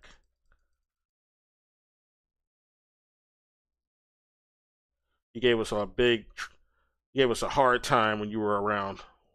Never again. We're gonna make you all a bunch of junkies. We're gonna do another fucking opium war just back home. That's how we were trying to stop the revolutionaries in China back during the Century of Humiliation, when we were supporting their king dynasty puppet regime, puppet warlords and dynasty.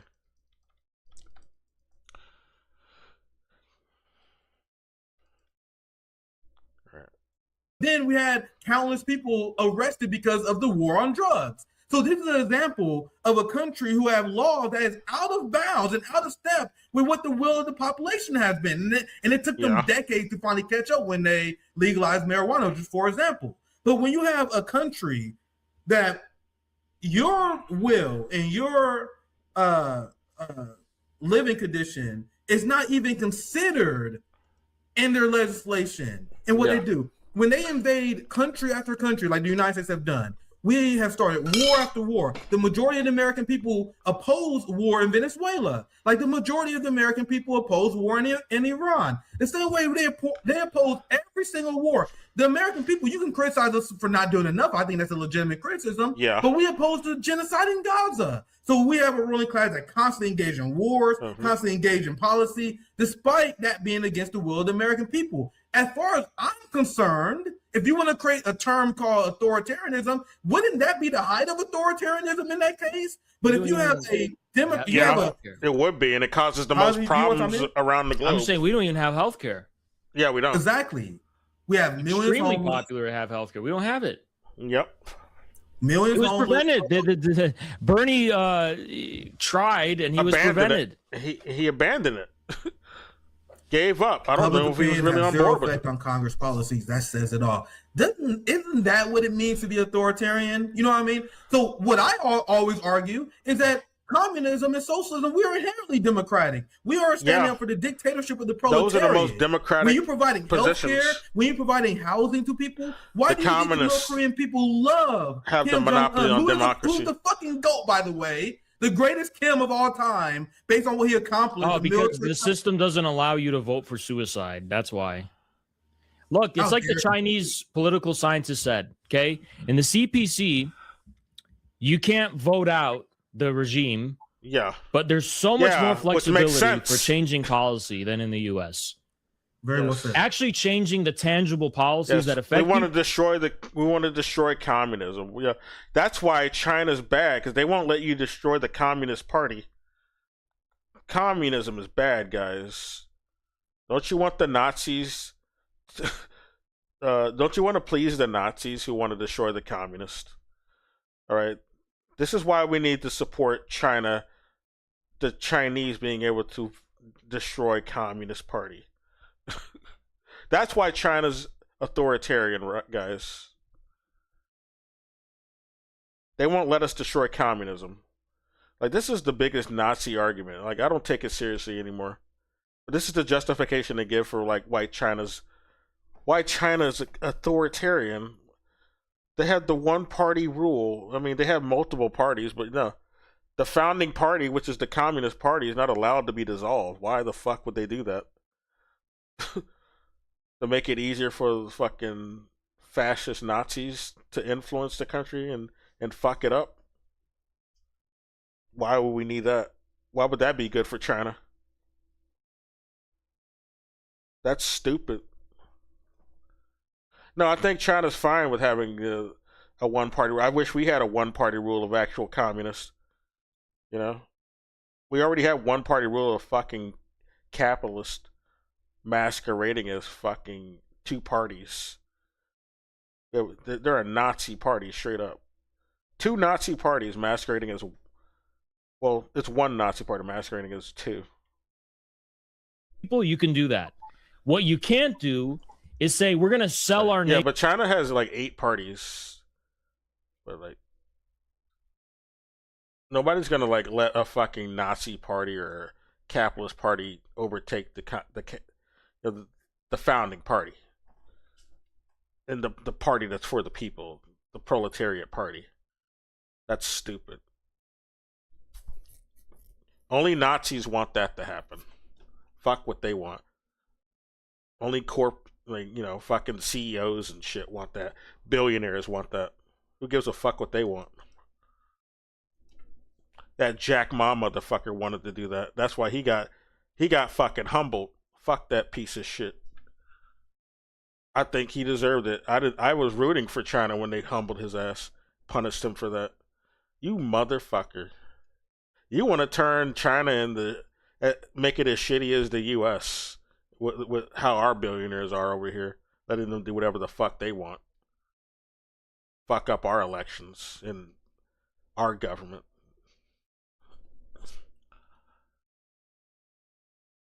Nation, and we're gonna vote for surrender. You can't fucking do that. You can't vote to cuck your nation. Yeah, it's like it's so self-defeating. How can you vote for your nation to dissolve? Yeah. Don't you know that Kim Jong Un does military drills, Haas? don't you know he built fucking good because he has a fucking U.S. military occupation to the south of him. I hope he keeps doing those military drills because fuck that shit. He has literal Nazis occupying the south of his territory. Okay? And then you got Japan, which is to his right, which is also supported by the Nazis. The fascist West, who also want to fuck with them. Like, this is what they criticize Kim for, as he provides for his people despite what concrete policies does Kim impose upon his people that are against the people's will? So horrible. He's so horrible, guys. The premise that he wants to keep his nation independent. Yeah, from the U.S. empire. The Nazis in the U.S. Good. You guys see how I tackle I'm on board with that. You guys see how I generally handle that, and I handle it uniquely as an American. I was stationed in South Korea. I would have told I'd be doing military drills every fucking hour if I was him. Like the U.S.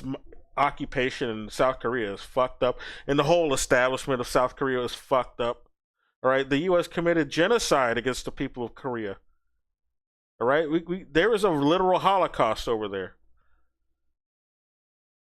If he wasn't doing that, there'd be more Holocaust. There'd be no fucking Koreans over there if he wasn't doing that shit. We let the U.S. just run rampant over there like they were. Fucking Nazis. They don't call that a Holocaust, though. That was a real one. They've done many Holocausts against non-white countries. But they're still doing them. Of course, Sudan. The U.S. backs that shit that they're doing in Sudan. They're funding that shit. They're funding, of course, the Congo killings as well. And exploitation over there.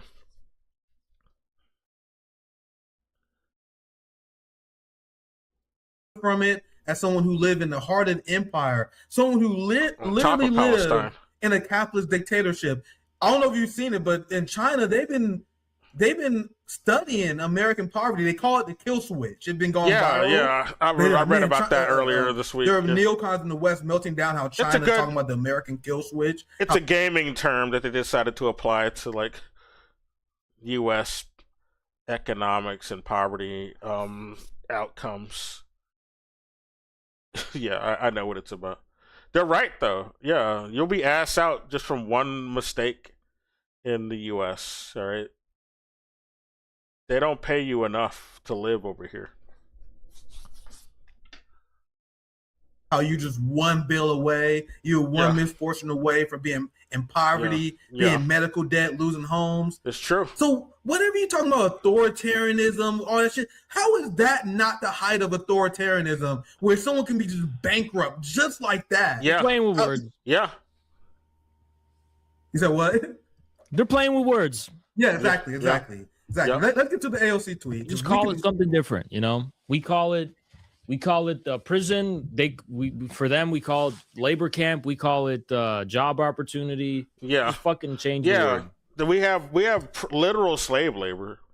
They'll call it. It's rehabilitation for them though.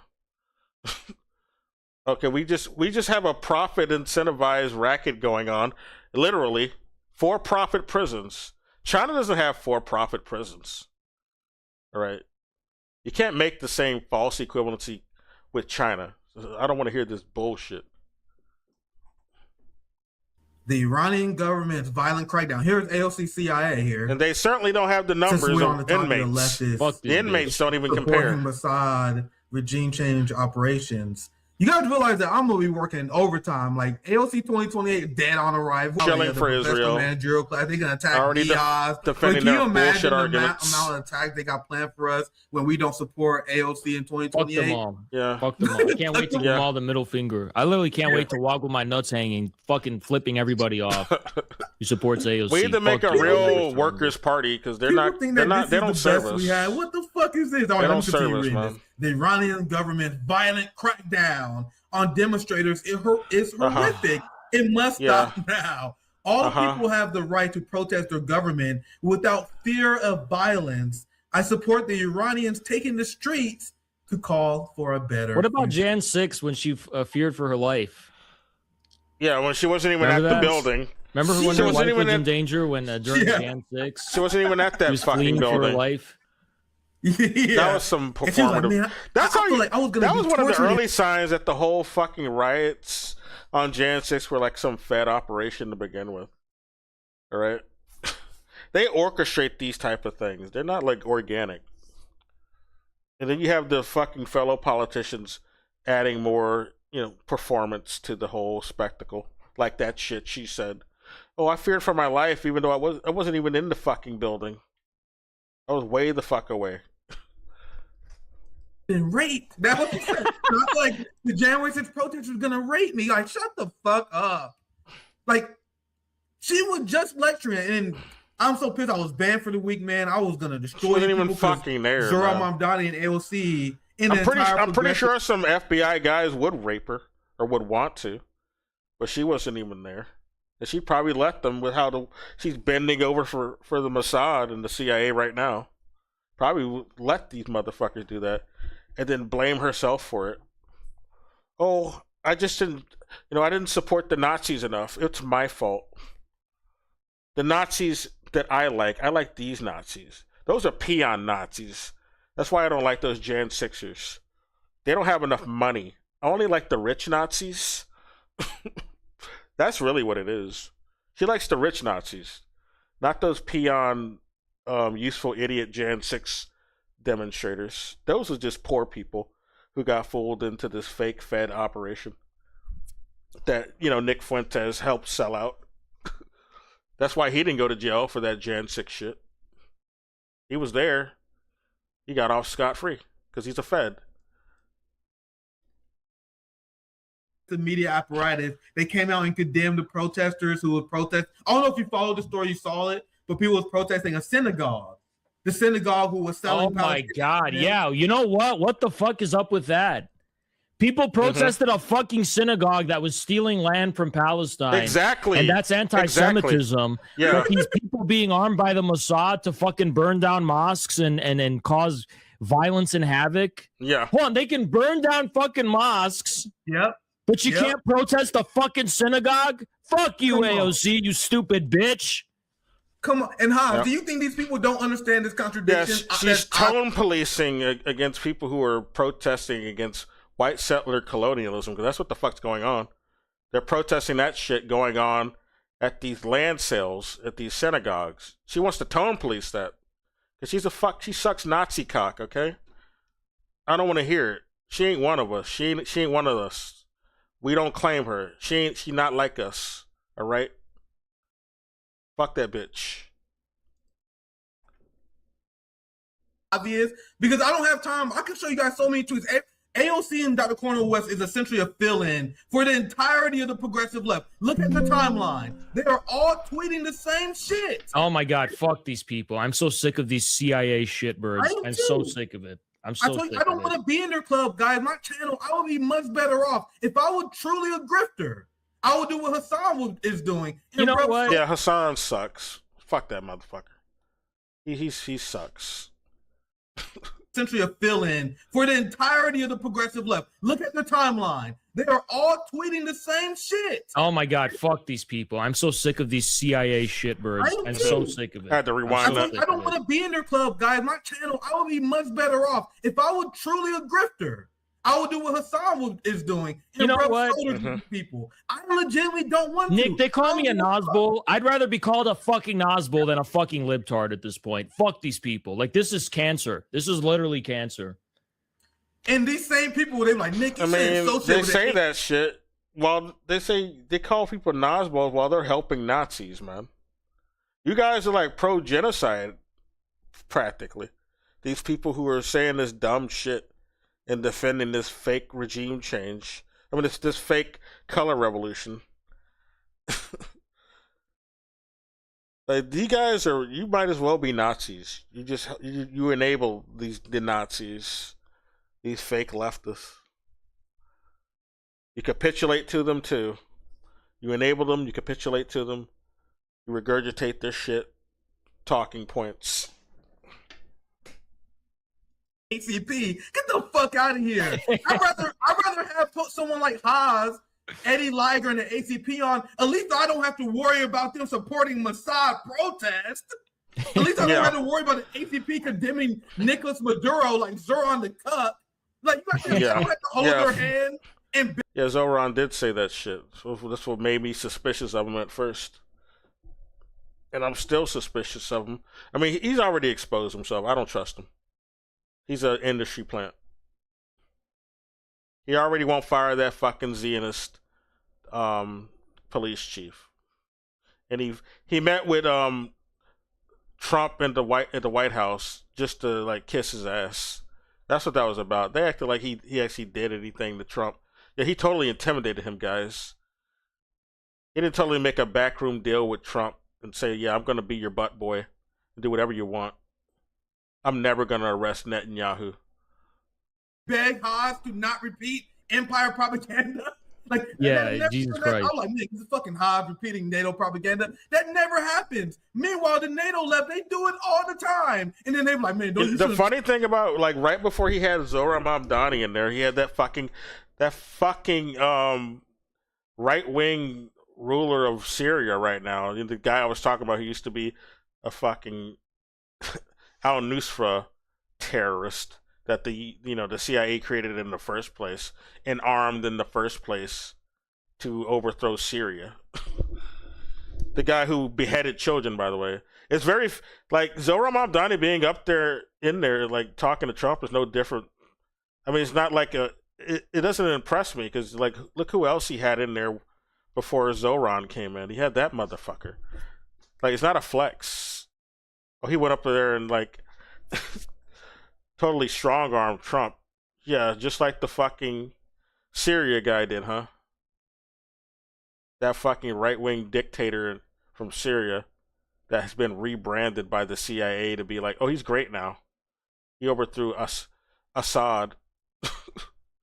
So he's great. Yeah, it's the same energy going on with those two. I mean, Zohran doesn't have a body count yet, but yeah, he'll have one soon enough. The longer he stays in politics, he's endorsing a genocide with the likes of the shit. I mean, with the shit he's doing, like, he seems like he supports the Palestinian genocide. He's not doing anything to change any of the apparatus, the anti-pro-Palestine. I mean, the anti-Palestine apparatus. He's not doing anything to change any of that. Keeps the same police chief around. He tells people to be nice to these Zionist synagogues that are engaging in land sales. He's condemning Maduro as a dictator. We need to get rid of him. He's an evil dictator. He's also being tried in New York, and he didn't really defend him in any way. It's like he was pro-regime change in Venezuela. He certainly manufactured consent for it by calling Maduro a dictator. trust AOC. You shouldn't trust the ACP. You shouldn't trust RBN. Don't you know that Nick is Jimmy Dore adjacent? These are the same people that accuse everyone. Well, I don't like Jimmy Dore, but at least when he goes on Jimmy Dore will let him say true things. But fuck Jimmy Dore for real. I don't like that motherfucker. He sucks. He goes on Jimmy Dore because Jimmy Dore will let him say what he need, tell the truth when he's on there. He won't interrupt them, which is a good use of that show. That's the only reason I would go on there, to be honest. Because Jimmy Dore himself, he sucks. I wouldn't go on there because I agree with Jimmy Dore. Just to get I would just go on there just to get like an audience to hear what I have to say. If it's true and there's a big audience, that's the only reason to go on there. Of being right-wing highs, and they repeat Mossad propaganda. So It's literally a red line. It's you're part of the cuck left, or if you become a real motherfucker, okay, then suddenly you're part of this dangerous thing, Jimmy Dore. This, and it's like, you know what? This is getting tiring. All right, it's literally black and white. If you're either part of the cuck left, the fake CIA bullshit.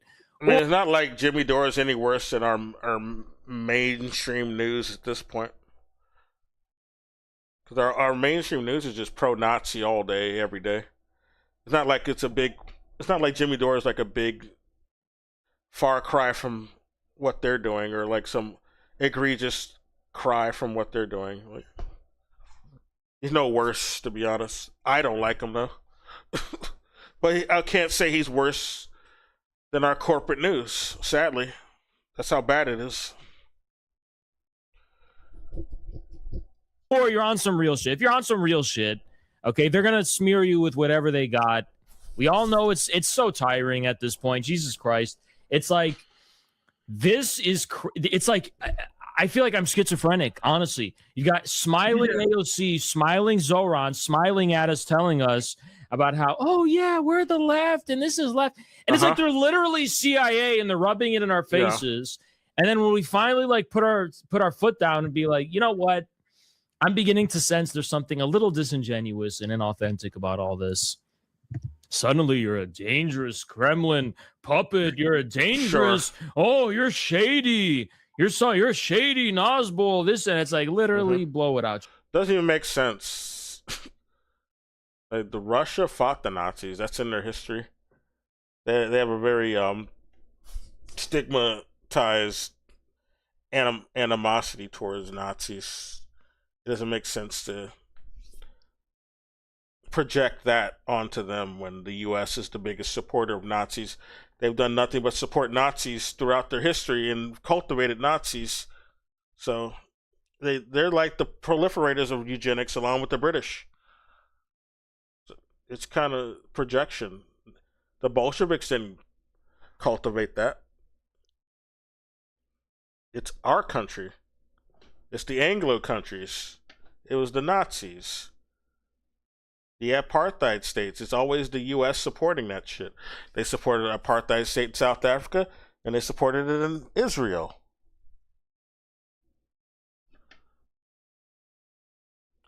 They genocided a bunch of Koreans.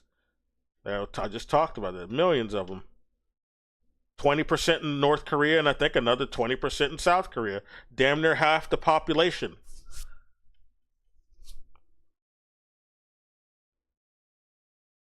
Did a big genocide in African nations.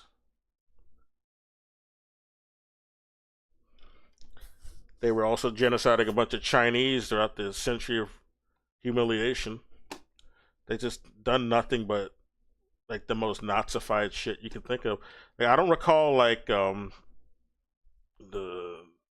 Russia in any recent history or China invading a bunch of countries and committing genocide against millions of non-white people, much less anybody, to be honest. Like, China really doesn't bomb anybody or invade anybody. So, a lot of projection going on.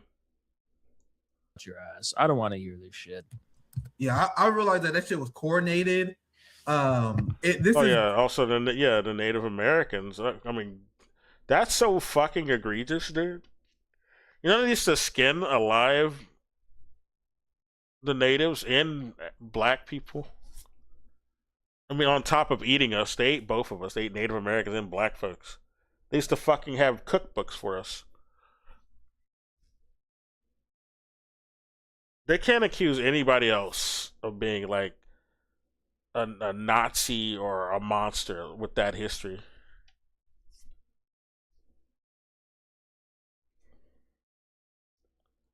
%100 nefarious. Everyone who was part of this circle, and the same circle has me blacklisted.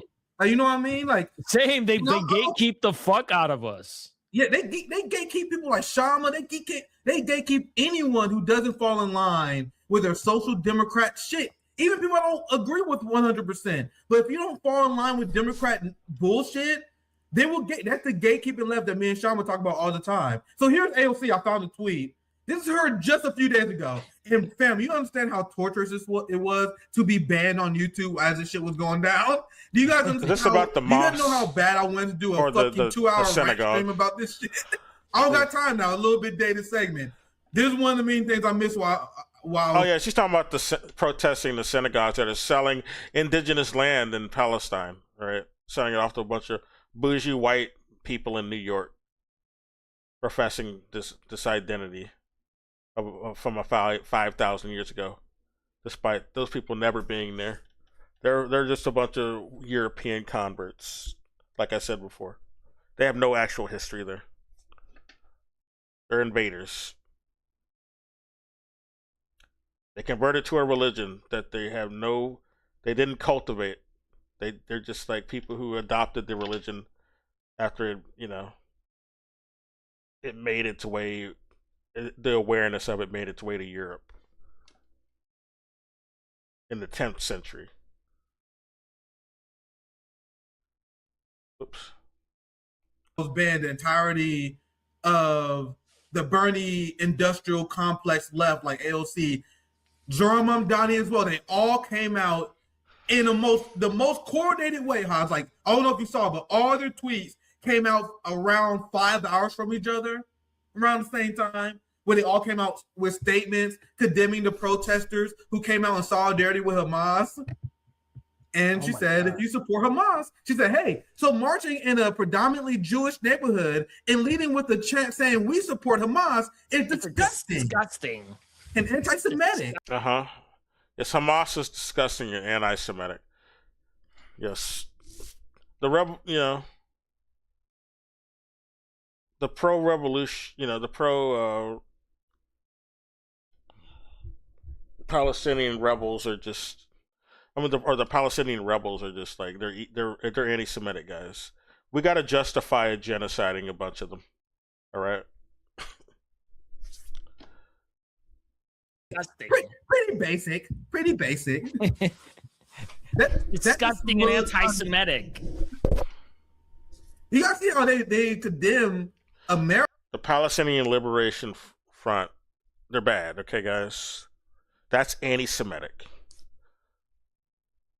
We got to justify this white colonial practice of reselling indigenous land, though.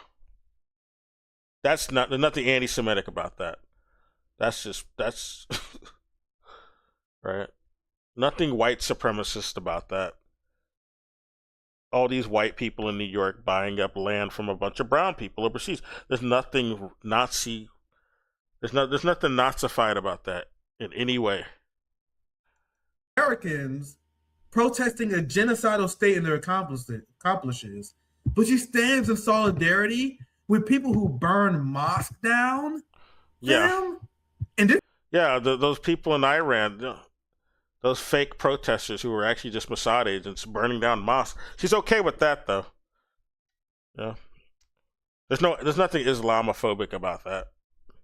Nothing anti-Arab about that, Anti-indigenous Gulf areas. That's fine, though. We can just justify anything bad happening to those people because they're not white. I mean, because they're anti-Semitic.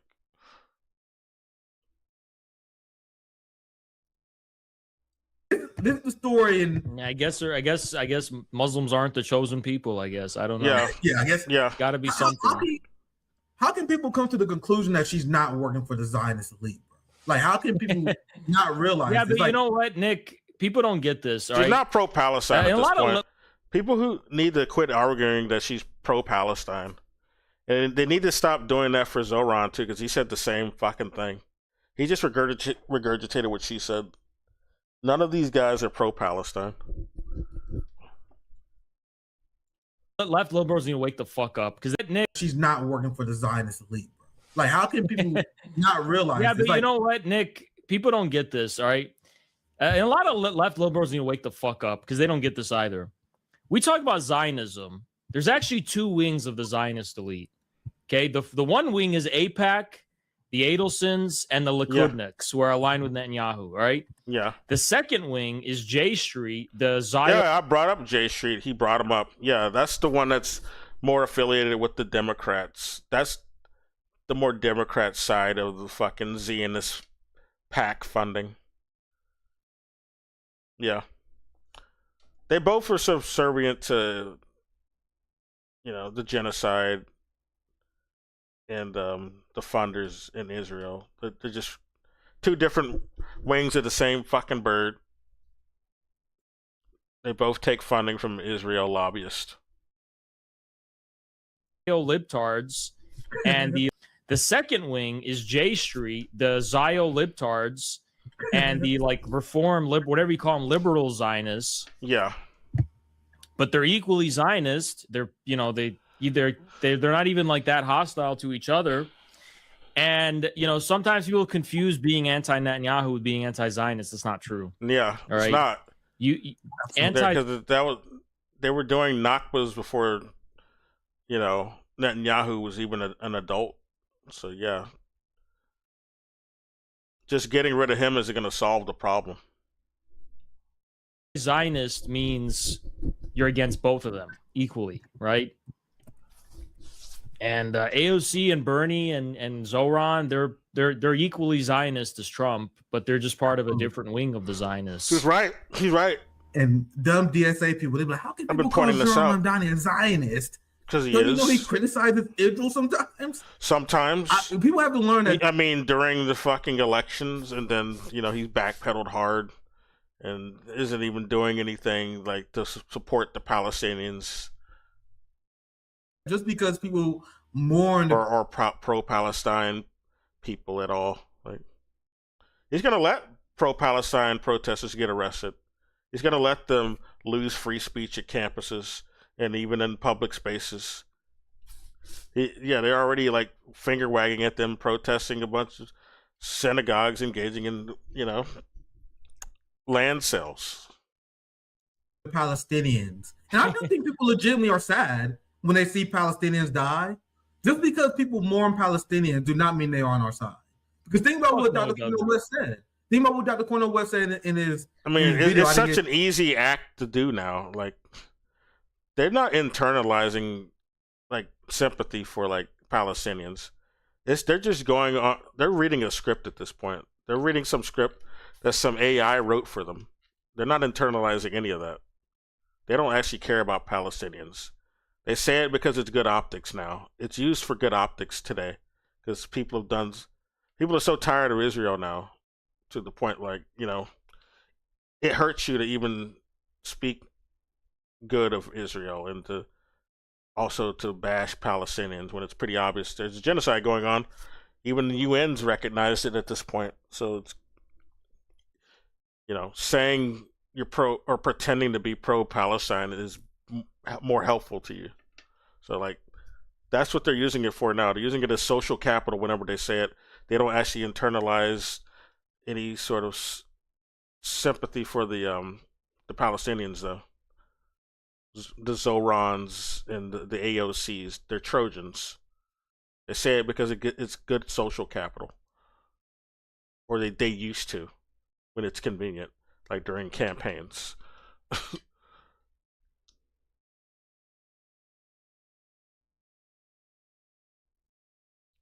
1 second. I gotta go. It's late. I didn't know I'd be and this stream's almost over anyway, so yeah. Well, I'll probably stream. I can't promise when I'll stream again, but yeah, I'll stream whenever I feel like it. I wanted to do some, just, I don't know.